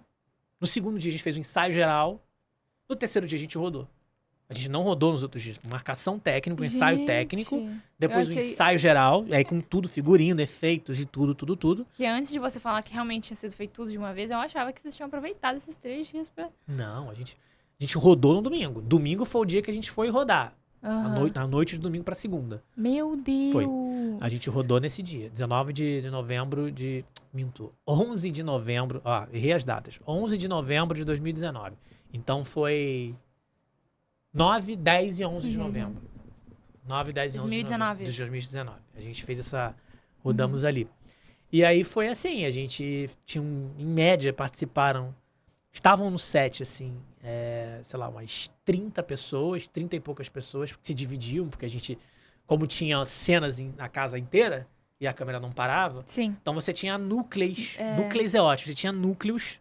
Acabei em vez de inventar uma palavra, núcleos, gente. Crie seus núcleos. Enfim, núcleos. Bacana. Em cada ponto da casa. Grupos e a de gente pessoas. Tinha ali um grupo. Tinha um assistente de direção, tinha um assistente de arte. Um assistente de direção ficava com um roteiro pro ator dar uma colada se precisasse. Tinha um assistente de arte para ajudar com qualquer coisa e um assistente de produção. E a gente se falava. Tinha uma central, a gente montou uma espécie de um switcher, vamos dizer assim. Mas uma central de monitoramento, em que a gente se falava e antecipava as coisas para cada uma das áreas. Então você tinha pessoas a postos espalhadas pela casa, escondidas na casa. E era literalmente um balé. Porque muitas as pessoas também não podiam aparecer. Exatamente. E muitas vezes as pessoas estavam literalmente embaixo da câmera. Rolando no chão, de um lado pro outro. Passando de um canto pro outro. Cara, eu já gravei um curta que eu tava, tipo assim, muito humilhada. Então, era num banheiro. E aí tava eu, o câmera, e as 2 personagens que estavam no chuveiro. E eu, pra não aparecer, porque tinha um espelho, eu tive que ficar entre... Olha aí. Do storytelling. Storytelling. Surpresa. Isso aí Isso aí foi no dia do ensaio, eu acho. Foi o dia do ensaio geral. A gente ficava ali, conversando com a galera, já tá marcando alguma coisa com eles ali. Porque a gente, como tinha os efeitos, tinha sangue, tinha não sei o quê. Imagina você fazer mortes ao vivo, assim. A gente foi usado. A gente fez coisas... Desenvolveu essas coisas, assim, né? De efeitos e tal. Olha aí a Aninha... Foi ensaio, tá vendo? Ó, o Daniel Barani tá todo sujo já no ensaio. Tá todo mundo cagado. Isso aí já dando spoiler alert. Isso aí foi já no storytelling, isso foi no dia do ensaio. Porque a gente não... e teve esse detalhe. A gente não fez estilo no dia da filmagem. Pra não atrapalhar a filmagem. É verdade, porque como é que ia fazer, pra não atrapalhar a filmagem. Porque depois todo mundo se caracterizar. Não, aí a gente tirou as fotos, fez os estilos nos ensaios. Aí tem essas questões. A gente produziu um material de divulgação, mas tinham fotos posadas, era diferente. Aí não, aí a gente tá falando de da galera em cena mesmo. E essa cena é muito engraçada, inclusive, esse pedaço. Porque eles estão descobrindo que um dos amigos morreu. Olha aí. Olha lá, ó. Olha aí o macete. Olha só. Luiz Vizu, o homem da fotografia que fez essa jornada com a gente. Olha aí, tá aí o Ronin dele, o DJ Ronin dele. Ana Clara toda ferrada. Toda ferrada, tadinha. Gente. Um amor. Boa, excelente atriz, inclusive. Né? Eu vi excelente atriz, a Ana é muito completa. Sou suspeito Sim, pra falar ela é. A Ana, querida. O Barone e tal, a Giovana, a Rafa. Um time de amigos, assim. Aí todos ficaram pra vida. Não tem ninguém, o Maurício. Todos ficaram pra vida, assim. De pessoas que já vieram de outros projetos pra ir. E que ficaram projeto da vida, né? Que é um projeto maior da gente. Sim. Então é muito legal. E o Luiz Vizu hoje também super bem sucedido lá na Play 9. Ah, legal. Diretor de fotografia lá. Que máximo que tinha Timaço. essas imagens, né? É. Legal, fiquei Ficou feliz. surpresa. Aí a turma aí. Ai, que legal. Quem Essa é que a tá turma aí? A coisa eu conheço. Essa é a Rob Amaral, que era produtora executiva. O Aham. Luiz Vizu aqui no meio, que foi o fotógrafo.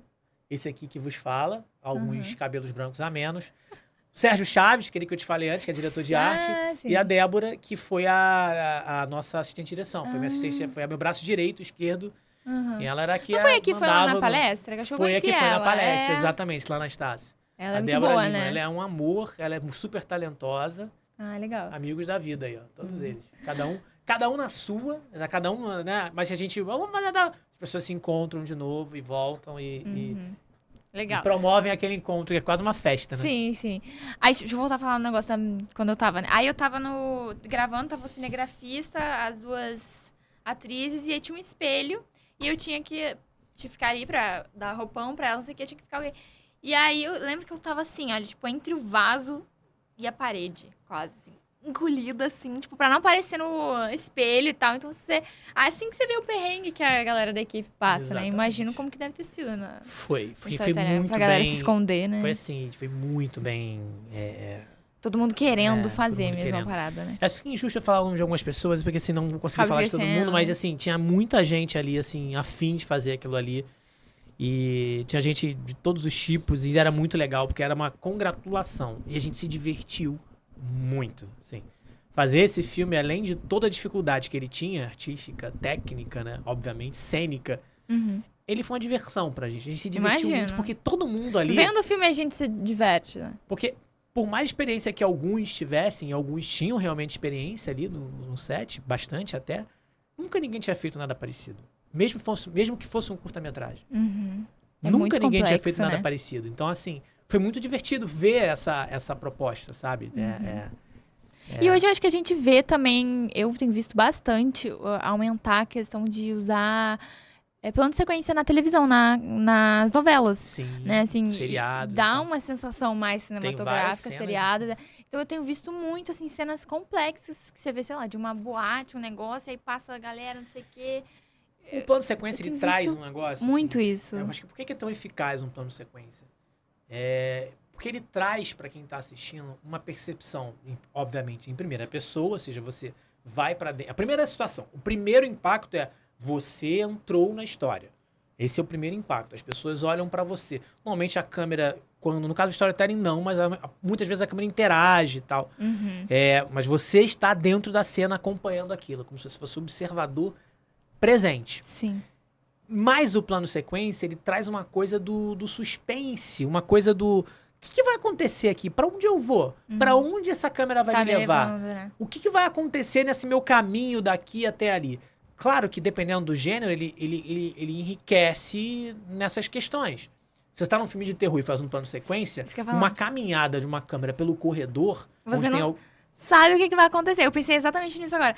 Você vai indo pra frente ou pra trás, o que for, você não sabe que de repente vai pular um negócio, de repente vai aparecer alguma coisa. Eu acho que queria muito mais essa Tudo é atenção surpresa. também, né? Tudo é surpresa. Tudo é surpresa. Então, esse é o ponto, sabe? O plano de sequência tem esse fascínio, né? E aí você vê grandes obras. Eu falei muito da Arca Russa, né?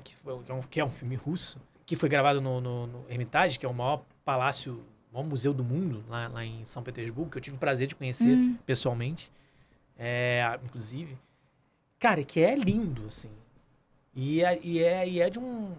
E é erudito, de época, tem Nossa, poemas, mas tem poesias, tem coisas subjetivas e coisas, e cenas práticas, e intervenções, e é muito bonito, e gente pra caramba, assim, um filme espetacularmente grandioso de gente, de coisas, tem cenas que, sei lá, quantas pessoas em cena, né? Então, assim, Você é maravilhoso. imagina, né, o É engraçado trabalho. que você olha uma pessoa olhando pra câmera de vez em quando, assim, quando faz uma olhadinha, sabe? O cara finge que não tá vendo. Assim, sabe, Pra ver como é que tá. sabe casamento? Cinegrafista vai passando. Finge que não tá. Finge que não tá nem aí. Nossa, clássico. Aí depois na edição vê o Kennedy em cima, aquelas coisas, né? Você já sabe como é que é. Sim. Mas, cara, é muito legal. Inclusive, o Storytelling é um projeto que a gente... eu, o Rafael Schubert e o Silvio Gonzalez, que somos, né, os criadores desse projeto. O Silvio e o Rafael também são atores no projeto. Né? Sim. Eu fui dirigir e o Silvio e o Rafael foram atuar. Porque eles são os roteiristas Eles ali, são os roteiristas são atores. eles atuam como os roteiristas e eu vou atuar como diretor. Aham. Famoso cada um na sua. É. Ator atua, diretor dirige. Nesse ponto, é isso aí. Aham. E aí a gente foi e a gente tá com projetos de Spoiler. de dar sequências. Vem aí. Mas a gente quer fazer alguma coisa ainda mais impressionante, ainda mais criativa e ainda mais impactante. Então Diferente, vamos esperar o momento certo pra gente poder fazer isso no raspa do tacho. Legal. E aí, tem algum diretor, algum roteirista, alguém assim da área do cinema, do audiovisual que te inspira, que você já falou ali de alguns e tudo, falou do Edgar Allan Poe também, mas alguém assim, além que... Acho que o Kubrick tem um pouco disso, assim. Acho que ele Até hoje, né? Ele reflete muito. Ele tem uma... Ele era muito pancada da cabeça, né, cara? Mano, 1960 e bolinha, o que o cara fez. Eu fico apavorada. Eu fico apavorada quando eu vejo o filme dele. Eu falo, como que esse cara pensou nisso naquela época? Mas pancadas todos eles são. O Tarantino é o quê? O Tarantino era um nerd de locadoras de vídeo, cara, assim. Que é uma coisa que, pra quem não sabe... É verdade, de vídeo, o Tarantino você, era meu isso. querido amigo, milênio aí, sei lá, que nasceu pra cá. Nem sei se eu tô falando merda, mas 2000 enfim. pra cá. De 2000 pra cá, você que nasceu de 2000 pra cá. Você, meu querido, existia uma coisa chamada locadora de vídeo. Tinha em todas Que a as gente esquinas. ia sexta-feira, pegava 4, 5 filmes pra Exato. devolver na segunda Pois pra é. assistir no final de Você semana. que nasceu de 2010 pra cá, então, tá aí com seus 13, vai fazer 13 anos esse ano. Pior Cara, você ainda. não faz ideia do que era uma locadora de vídeo. Eu tenho um filho de 9 anos, ele não faz ideia do que era uma locadora de vídeo. E Era fez tão parte legal, da minha... né? A Era vibe da maravilhoso. locadora. Você alugava um filme, levava 2, aí tinha que rebobinar a fita. Era chique. Se você atrasar, você tinha que pagar. Pagava multa. Gente, era muito legal. Então, na época, o que você tinha? Você tinha as grandes redes, você tinha Blockbuster e tal. Enfim, quem imaginaria que o Blockbuster fosse chegar ao fim um dia? Tinha Blockbuster e tal, não sei o quê. E tinha aquelas locadoras de bairro, assim, locadoras de rua. Aquela que ficava embaixo do seu prédio, que sempre tinha os lançamentos ali. Chegou um Tira no Jardim de Infância. Pô, chegou True Lies. Chegou Tropa de Elite. Agora eu tô tocando o coração de muita gente. Chegou Tropa de Elite. Até riu aqui o amigo Não aqui. Chegou, sei lá, Um Príncipe em Nova York. Pô, esquecendo Caraca, 2. clássico. Cara, então foi chegando muita coisa. Então você chegava e esse cara era o cara que te dava as dicas. Olha, esse filme é muito bom e tal. Tinha lá na locadora embaixo do prédio da minha avó, enfim, eu vivia na casa da minha avó quando era pequeno. Tinha uma locadora lá e tal de vídeo, também de game, também depois. Mas era legal porque era o dono da locadora, era uma figurinha, era um gordinho simpático pra caramba, falava pra caramba. Não, porque este filme é hilariante. Foi ali que eu aprendi a usar a palavra hilariante na minha vida. Aí eu lembro que eu perguntei, o que é hilariante, mãe? Ah, é que é engraçado. Eu falei, legal. Então, olha, né? Uhum. E aí ele sempre falava e tal, e dava as dicas dos filmes, e falava assim, cara, era muito maneiro. Então, o Tarantino era esse cara. Era o cara que ficava atendendo o público lá e ficava falando que esse filme é maneiro e tal. E aí o resto da história já mostrou o que virou, né? O que virou, né? O que é? Cinéfilo compulsivo, totalmente, criativo, né? completamente fora da caixa. Cheio de referências. Todas as referências ele tinha, pode-se dizer assim, porque ele via tudo, ele Sim. devorava tudo que chegava, fosse bom, fosse ruim. Cara, imagina Então, quanta coisa esse cara já não assistiu. Tá aí a história, né? Tá. Então, assim, eu dou dois, porque são duas pessoas que eu gosto muito. De repente, eu gosto muito do descompromisso do Tarantino com muita coisa que ele faz, né? Ele tem um descompromisso muito legal, às vezes, com algumas formas que provocam, né? E fazem um baita do impacto. É tipo, você tá numa cena mó tensa e, de repente, vem um assunto aleatório qualquer e fica uma resenha ali, cara, sobre... E daqui a pouco tá todo mundo se batendo e daqui a pouco tá e violência. Daqui a 15 segundos entra um cara metralhando todo mundo e, cara, e assim... E ali... 15 segundos antes você tava falando, sei lá, não sei, de alguma coisa aleatória qualquer. De um bolo de coco, de um pé de alguém, né? Enfim, o Tarantino gosta. Enfim, tinha sempre alguma coisa assim, era muito louco, era muito engraçado esse descompromisso do Tarantino. E isso tá aí o que prova. Tá então, um pouco do que a gente tenta trazer pra essas... É meio clichê dizer que gosta do Kubrick e do Tarantino, mas de fato, eles, assim, são referências muito fortes, assim, né? para o cinema. São fora da caixinha, né? Para o cinema, pra mim, são referências, porque Pra mim são também. gêneros que eu... o Kubrick, pô, né, não preciso nem dizer, né? O próprio Hitchcock Então, também. Eu acho gosto que muito do Hitchcock, por exemplo. ninguém leu Stephen King como o Kubrick leu, entendeu? Ninguém leu aquilo. Ninguém viu o que ele viu. Então, assim, são coisas que... E o Stephen King é um gênio absoluto. É um cara que vende os contos deles a $1 para qualquer estudante de cinema produzir alguma coisa em torno disso. E olha que dá, e vários filmes de sucesso E, cara, o dele. cara não para, ele faz até hoje. Teve lançamento Sim. deles aí na Netflix, aí teve coisas recentes aí, várias histórias. Então ele continua sendo uma pessoa referência, porque ele é contemporâneo, né? Como criador, como autor, né? Aí, pra quem Aí, não gente. sabe o que é Aí, uma ó. locadora, que saudade. Olha aí, é uma blockbuster, tá ali o logo ali, ó lá. Gente. Essa é uma e você comprava as porcaria na saída. E aí era enchia a estante, cada barriga coisa era uma coisa. Era terror, essa estante de comédia, essa não sei o quê. Os lançamentos ali, new releases, olha lá. Olha lá. Caraca, era muito legal. E já é DVD, tá? Isso aí já é mais recente. Cara, Isso aí já é algo que as pessoas podem ter visto. DVD, Mas verdade. isso já era uma época, já foi na época final já das locadoras de vídeo, assim. Mas era legal, porque sempre tinha essas coisinhas. Porcaria. Nossa, como eu comprava aquela coisa de marshmallow, que era muito porcaria. E ficava o né? final de semana inteiro E assistindo. ficava, pô, eu ia com minha namorada, minha esposa, que na época era minha namorada, a gente passava horas. Ah lá. Olha aí, ó, olha aí, ó. Era tão legal, né? Você ficar ali, Era. lendo o que era o filme, não sei o Era quê. muito bom. Ficava lendo a sinopse e tal. É. Porque não tinha internet, Aham. a gente não tinha acesso às coisas como são hoje, como é hoje, na verdade. Sim, sim. A gente não tinha. É muito importante essa geração entender que às vezes a gente fala uma coisa que parece, bebê, tá falando um negócio que... Não, gente, é porque, cara, eu tenho 40. Há 20 anos atrás, nada disso existia. Sim. Tudo que você tá vendo aí, há 20 anos atrás não tinha. Houve um clique muito rápido, as coisas andaram muito rapidamente, a internet teve um boom e ela foi muito rápido. Né? E não é que a gente seja contra o que é hoje, a facilidade que tem hoje, Sim, né? mas Porque era diferente. ajuda a gente que trabalha nisso também. Mas tinha uma vibe, né? Uma coisa... Era muito orgânico. Antigamente você tinha um acesso orgânico. Se você quisesse acessar algo, você tinha que pesquisar e você tinha que ser orgânico, assim, tipo, é aquele interesse que você tem que vai te levar a algum lugar. Uhum. Hoje em dia você respira informação, assim. Sim, o tempo todo, né? Certas e erradas, whatever, mas você tem onde pesquisar, tem pra onde ir. Tem gente que aprende lendo na internet as Sim. coisas, entendeu? E ok. Vendo vídeo e tudo. Né? Por exemplo, né? Por um lado me preocupa, porque você perde um pouco da semântica, né? Por que eu estou fazendo isso? Às vezes a pessoa aprende a fazer, mas não sabe por que tá fazendo. Uhum. E aí eu acho que Eu acho que tem que ter um sentido mesmo, né? Uma responsabilidade social. Quando você começa a criar um conteúdo na internet, você tem que levar um conteúdo que seja relevante pra galera que tá consumindo e ter responsabilidade social com aquilo ali. Sabe? Esse é o ponto.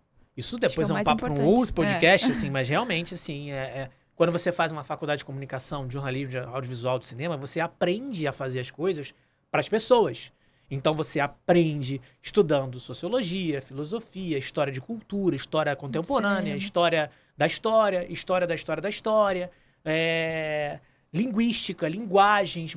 Você passa por uma bateria de informações que são importantes para você desenvolver um senso crítico e entender o porquê que você está fazendo. Por isso a faculdade é tão importante, né? Mais do que você sair fazendo, muitas vezes você tem um talento, você tem aquilo tá ali e você acha que aquilo basta, não basta. Haja visto o que está acontecendo. Todo mundo se acha jornalista hoje, olha aí. É verdade. Entendeu? Tá aí. Né? As pessoas morrem por causa de fake news. Então, eu vejo muita importância ainda na faculdade de cinema, porque você entra ali, você quer estar no set, você quer gravar, você quer ser... Sei lá, entra ali, você quer que ser tem uma ansiedade, né? Tem uma ansiedade, você quer mostrar que eu sei fazer, que eu sei gravar, que eu sou assistente de direção, que eu sou produtor, sei lá o quê. Mas é muito importante você entender, primeiro, da linguagem cinematográfica. É ali que você vai entender a teoria e você vai começar a assistir filme e coisa, e você vai criar essa bagagem. Exato. Então, eu acho que é importante ter, né, a questão da faculdade, dos cursos e de serem bem fundamentados. A formação não ser qualquer coisa. É muito importante. A gente fala... Eu falei mais cedo, assim, do talento, né? O talento, muitas vezes, ele é um jogador de futebol, né? Assim, eu acho que... Vou usar o exemplo do jogador de futebol, vou trazer para o audiovisual. O jogador de futebol, cara, o cara nasce com aquilo. Eu não nasci com isso. Por mais que eu fizesse escolinha, escolona, escolaça, eu nunca ia jogar bola que esses caras jogam. Não vou. Nunca seria um profissional, por mais que eu amasse futebol, por mais que eu gosto. Não dá pra mim. Não dá pra mim. Porque eu não vim com isso. Sim. Muita gente vem com isso, não tem oportunidades, imagina quem não vem. Muita gente vem com isso e aí ganha vida com isso, se desenvolve e tal, mas o cara veio com isso. Então, Na arte tem um pouco disso, sabe? Precisa Assim, se aprimorar naquilo. você precisa se aprimorar, pra você ser profissional Por de mais algo, talento que você por tenha. mais talento que você tenha, você precisa entender o que você tá fazendo, né? Não é que você não saiba fazer ou que você faça mal, é que você precisa entender o que você está fazendo. E eu acho que o audiovisual é um pouco disso, né? Quando a gente fala assim, é muito comum isso, quando eu tava aprendendo, assim, olha, a pan é da esquerda pra direita. Então, pan da esquerda pra direita. Nada de direita pra esquerda. Não. Não, se é linguagem narrativa. Se você quiser fazer uma coisa diferentona, tá alucinada, sei lá, e aí? Então, assim, o que É eu uma não coisa posso... que eu aprendi também. Eu acho assim, o que você tem que usar é a linguagem. Aí entra a situação. Você tem que usar a linguagem pra representar aquilo que você está querendo propor. Então, assim, a tua narrativa tem que Você ser quer compatível contar. com isso, com o que você quer fazer. Porque se isso entrar simplesmente porque você acha legal, porque você acha bacana, vai ficar ruim. Vai ficar sem sentido. Mas se você entender o momento de você entrar com Dutch Angle, por exemplo, putz, muda a história, muda o impacto, a relação que o público vai ter com aquela cena, por Como ele exemplo. vai entender, né? Receber Poderia aquilo. ficar boa no ângulo normal? Poderia, iria ficar, porque tem outros elementos? Talvez. Mas aí você tem um clique de fazer um Dutch, aquilo ali traz uma dramaticidade, traz uma carga, traz toda uma outra E energia. sabendo colocar, né? no Sabendo momento. colocar no momento certo. Então você tem que entender por que você faz isso. Mas por que é tão diferente? Né? Por que as pessoas gostam tanto, se envolvem tanto com cores mais quentes do que frias? Porque existe esse nome, cores quentes e frias, se na verdade, se você for trabalhar com a temperatura de cor, é o contrário, né? A cor quente é a azul, a cor fria é a vermelha. É isso. Tecnicamente falando, é o contrário. Mas por que existe esse quente e frio? Porque é como isso impacta na gente. E a mesma imagem sendo cor fria ou cor quente vai completamente. completamente O vai que mudar. um contraste muda. Muito. O que um brilho muda. Sabe? O que cores mudam. Então, assim, Dependendo da cor que você botar, você pode dar uma sensação até de, tipo, pós-apocalíptico, ou você pode trazer uma sensação de energia, de sol, uplifting, né? Então, tipo assim, ter esse conhecimento Isso é é importante. conhecimento. Isso, galera, é conhecimento, assim, tipo, é claro que você pode ler, você pode experimentar, isso é legítimo e vai embora, é legal pra caramba. Mas assim, como e por que você usa? Você tá fazendo coisas pra seres humanos. Seres humanos têm um modus operandi. O cérebro humano é uma máquina e ele trabalha assim. Então assim, se você entender como o cérebro trabalha, e aí não é o seu, não é o meu, é o de todos, ele tem um modus operandi. Você vai entender, você vai aprender a usar as coisas para atingir as pessoas nisso. Isso é o que a gente vive fazendo. Sim. Quando a gente tem um êxito num trabalho, né, numa obra audiovisual, é isso que rola. A pessoa estuda para fazer aquilo. A gente conta história, a gente faz teatro desde a época das cavernas. As pessoas pintavam as coisas, juntavam as pessoas nas cavernas, os homens primatas, juntavam as pessoas nas cavernas e contavam as aventuras que tinham tido na rua. Na rua é ótimo, né? Do lado de fora, caçando e tal. Desenhavam, usavam fogo para fazer movimento. E eles emitiam sons. E eles imitavam as coisas que viam. E eles tinham esse ímpeto. Era o teatro, era o audiovisual. O fogo já crepitava, já dava movimento. Então isso já existe desde que a gente existe. Isso veio com a gente. Isso não é uma coisa que você... isso é uma grande bobagem. Não, não é uma grande bobagem. Isso faz parte da gente. Então, um profissional do audiovisual, ele tem que entender para quem, por quê, onde, para onde ele vai e com quem ele tá falando.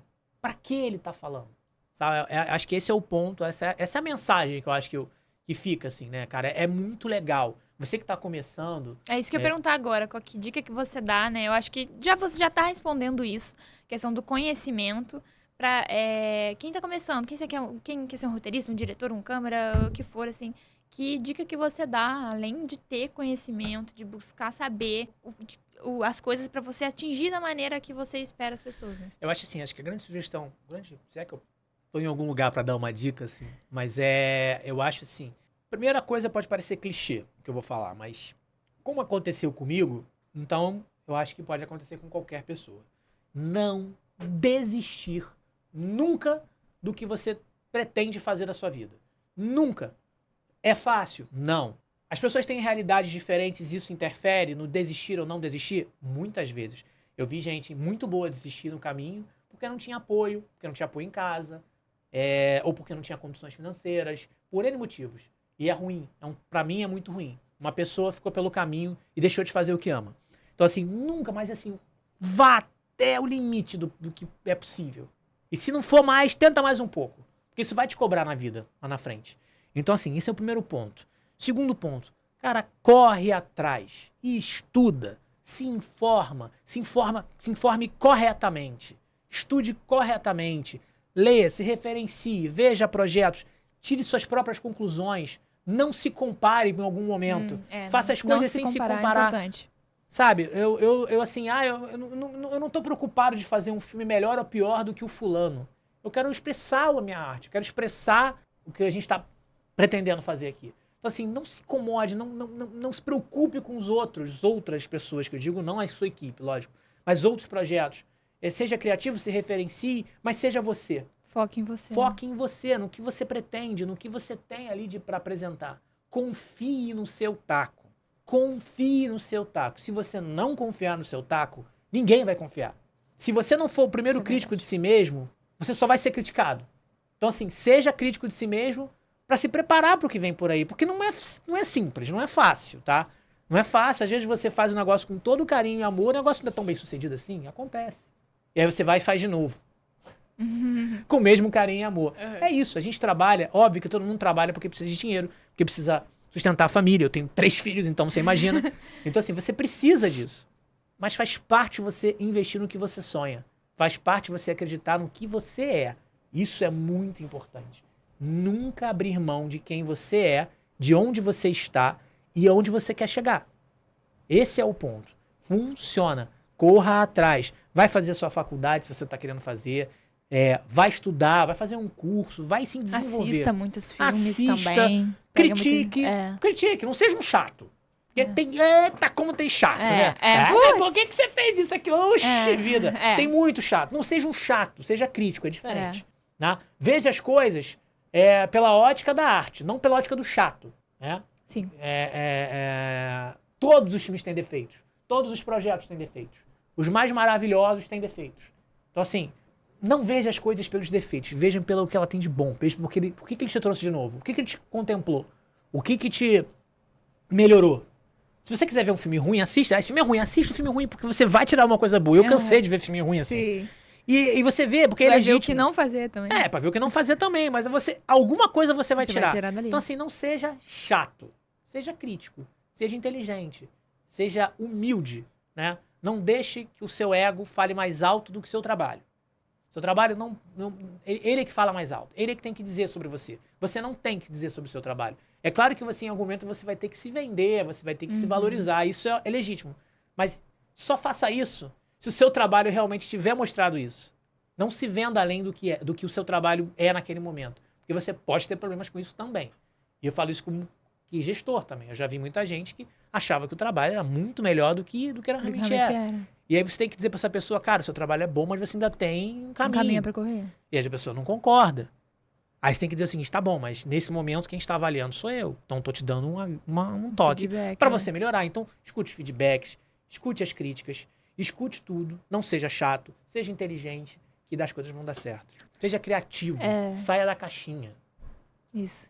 E trabalhe duro, né? A partir do momento que tiver uma oportunidade, vai a fundo, gente, né? é muito trabalho. Trabalha muito. Porque mas se diverte muito.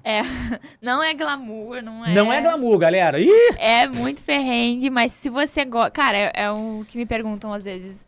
Como é que você consegue ficar, sei lá, 15 horas, às vezes 12 horas fazendo um negócio em pé? Eu falo, gente, é porque você gosta tanto daquilo ali. Quando eu tô no set gravando alguma coisa, eu gosto tanto daquilo ali, que aquilo ali parece que me alimenta de alguma forma, não sabe? Não sinto o tempo passar. Claro que você sente dor, você sente cansaço, mas mas aquilo aí te contempla, te faz tão feliz que você... É claro que isso você não tem que se sujeitar a condições subhumanas de set. São coisas bem diferentes, pessoal, que a gente está falando aqui, tá? Um projeto regulamentado, todo certo, ele não pode submeter a horas bizarras. Mais de 12. A cachês que não condizem. Então, assim, tenham essa percepção de que existe um momento para você experimentar e sair da caixinha e se divertir. Existe um momento para você investir, para você ganhar o seu dinheiro e você não morrer por isso. E ver quando as pessoas estão te usando também. Exatamente. Né? Entender Você não esse é ponto. obrigado Você a não é aceitar obrigado. certas coisas. Só Você não é porque- obrigado. Aliás, você não tem que aceitar certas coisas. É uma dica também. Acho que a gente vive hoje um momento em que as informações estão aí, as pessoas estão aí. Por mais que você ache que tem tanta gente, mas é um meio que em algum momento todos vão ouvir falar de alguém. Uhum. Onde você tá? É muito. Já ouviram falar, podem nem ter visto nada seu, mas alguém já. Eu acho que eu vi. Eu acho que eu sei. Então, assim, entendam que as pessoas que trabalham com você hoje vão trabalhar com outras pessoas amanhã. Então, assim. E essas outras pessoas podem precisar de alguma indicação um dia. Exatamente. E quem quem vai levar trabalhou o com seu você nome para as outras pessoas? São as outras pessoas. Né? É o seu trabalho, obviamente, mas as outras pessoas. Então, assim, seja legítimo, seja honesto e, cara, ame a sua equipe, tanto quanto o seu projeto. Porque Valorize as pessoas. e o valorize as trabalho pessoas. delas. Porque a jornada que você faz, que você tem naquele projeto com essas pessoas, é que vai ficar. É isso que você vai lembrar. Você pode até dizer, não, mas o Delfino ganhou 40 filmes. Ganhou 40 prêmios e tal, não sei o quê. Tá, mas mais legal do que os 40 prêmios que o Delfino ganhou foi a jornada da gente construir o projeto. Quantas pessoas cresceram por causa daquele projeto, quantas pessoas se desenvolveram por causa daquilo e se descobriram e tudo bem. Isso é o que vale. E a história da história, né? O perrengue que você passou, o trânsito que você pegou para chegar no set, o refrigerante que estava sem gás, A pizza pizza em cima do carro, né? A pizza em cima do carro, né? O sangue artificial que estava doce demais. O soco que saiu de verdade era de mentira. Exatamente. Tudo isso acontece. Sim. Enfim. Acho que filosofamos, né? Nesse final, que lindo. Estava aqui. Acho que eu falei demais, agora ela vai cortar pra dedéu, porque são 50 minutos, está aqui 1h42, você já viu o que vem por aí. Então, você já sabe que... Não, eu acho que a gente passou Podcuts. Podcuts. Eu acho que a gente passou por vários atributos, assim, várias experiências suas e que vão agregar, eu acho, muito pra quem tá assistindo, quem tem vontade de entrar na área, quem já tá e quer se aprimorar. Então, assim, muito obrigada mesmo, de coração. Obrigado você pelo por estar convite. Aqui. Tô muito feliz da gente ter se conhecido aí nessa jornada de trabalho, ter trabalhado, ter dado tão certo e a gente continuar, né, nesse meio aí. Então, muito obrigada, tô muito feliz. Obrigado a você, Jordana. Pra mim é um prazer gigante. Fiz questão mesmo de vir, de estar aqui com você. Se vocês não conhecem a Jordana ainda, ela tem 579 perfis no Instagram, cada uma falando sobre alguma coisa. Ela faz de tudo, de cinema, a roupa, a modas. Essa é a Jordana. Então, assim, é extremamente competente, talentosa, inteligente. Sabe o que quer, sabe... É o exemplo daquilo que a gente vinha falando. Não, pagou não. O Pix não caiu. Mas ela é uma pessoa extremamente inquieta, inteligente, não é chata. Ó. Ok, mano! Tudo aquilo que eu falei aqui, assim, ela tem a crítica dela, ela entende o que ela tá fazendo, ela procura entender cada vez mais. Então, assim, é um exemplo, sabe? Assim, é bacana ver a Jordana chegando, a Jordana crescendo e a Jordana ocupando o espaço que é merecido dela, e ela vai ocupar esse espaço. No tempo certo, ela vai ocupar esse espaço. Então, assim, pra mim é muito legal estar aqui, de verdade. Eu fico muito feliz cada vez que a gente vê as pessoas que você gosta, que tá ali contigo naquele... Que já seguraram a tua mão ali na hora que o bicho tá pegando. E cresce, gente. Então é isso. O audiovisual proporciona isso, assim. Pessoas pra vida inteira. Pessoas que vão estar com você de alguma forma. Pode não estar no teu dia a dia ali, mas quando a sirene tocar, vai aparecer rapidinho. A Jordana é uma pessoa dessas, assim. É um ser desses e acho que é isso aí. Parabéns você por mais uma, né? Mais um projeto. Mais um Instagram. Mais um YouTube. Mais um conteúdo. E é isso. É isso aí. Inteligente, inovador. Uma hora a gente chega lá. Que mostra diferente, mostra outras pessoas, mostra um outro lado das coisas. Desmistifica muita coisa, né? E leva pro bem. Né? A gente precisa que as coisas sejam levadas pro bem. Né? Que a gente apresente as coisas com boa vontade. Trazer né? experiências reais, né? Reais. E experiência com pessoas boas, com coisas boas que... Ajude você a seguir na carreira, que agregue a sua carreira. Não que você fique, mas eu vou lá pra passar, sei lá quantas horas sem isso, sem ir ao banheiro, não sei o que. Gente, não é o fim do mundo, tá? Pelo contrário, é o começo, né? A gente sente uma gênese, porque tudo é muito importante pra gente. A gente gosta muito disso, assim. Você gosta muito desse negócio? Então faz. Então filho. faz, Porque Começa por aí. não tem uma hora, bate você, chega em você e você fala, não tem, é isso que eu tenho que fazer da minha vida. É isso. Mas e aí, dá o seu Instagram aí, pode dar o seu Instagram? É fechado. É verdade, é que eu vejo e aí eu acho que... Então não pode dar o Instagram, gente. Mas... Dá pra abrir, não. Dá pra abrir, não. Não dá pra abrir, Dá não. Mas quando... Por enquanto, um dia eu vou abrir uma conta isso aí. profissional. Quando saiu o nosso curta que a gente gravou, a gente divulga, né? Eu divulgo lá nas minhas 500 contas. E aí divulgo também, enfim, sobre o filme. Se tiver algum, passando algum filme de novo, sei o que você fez também, avisa que a gente fala lá e tudo. Então, assim, sigam Oficial Podtakes. Caiu o Pix, tá? Obrigado. De nada. Sigam o Oficial Podtakes e Bernard Takes. E é isso, gente. Muito obrigada por quem ficou até aqui. Espero que esse papo tenha agregado pra você que gosta do assunto, pra você que quer entrar na área. E muito obrigada e até o próximo episódio. Beijo! Tchau, galera.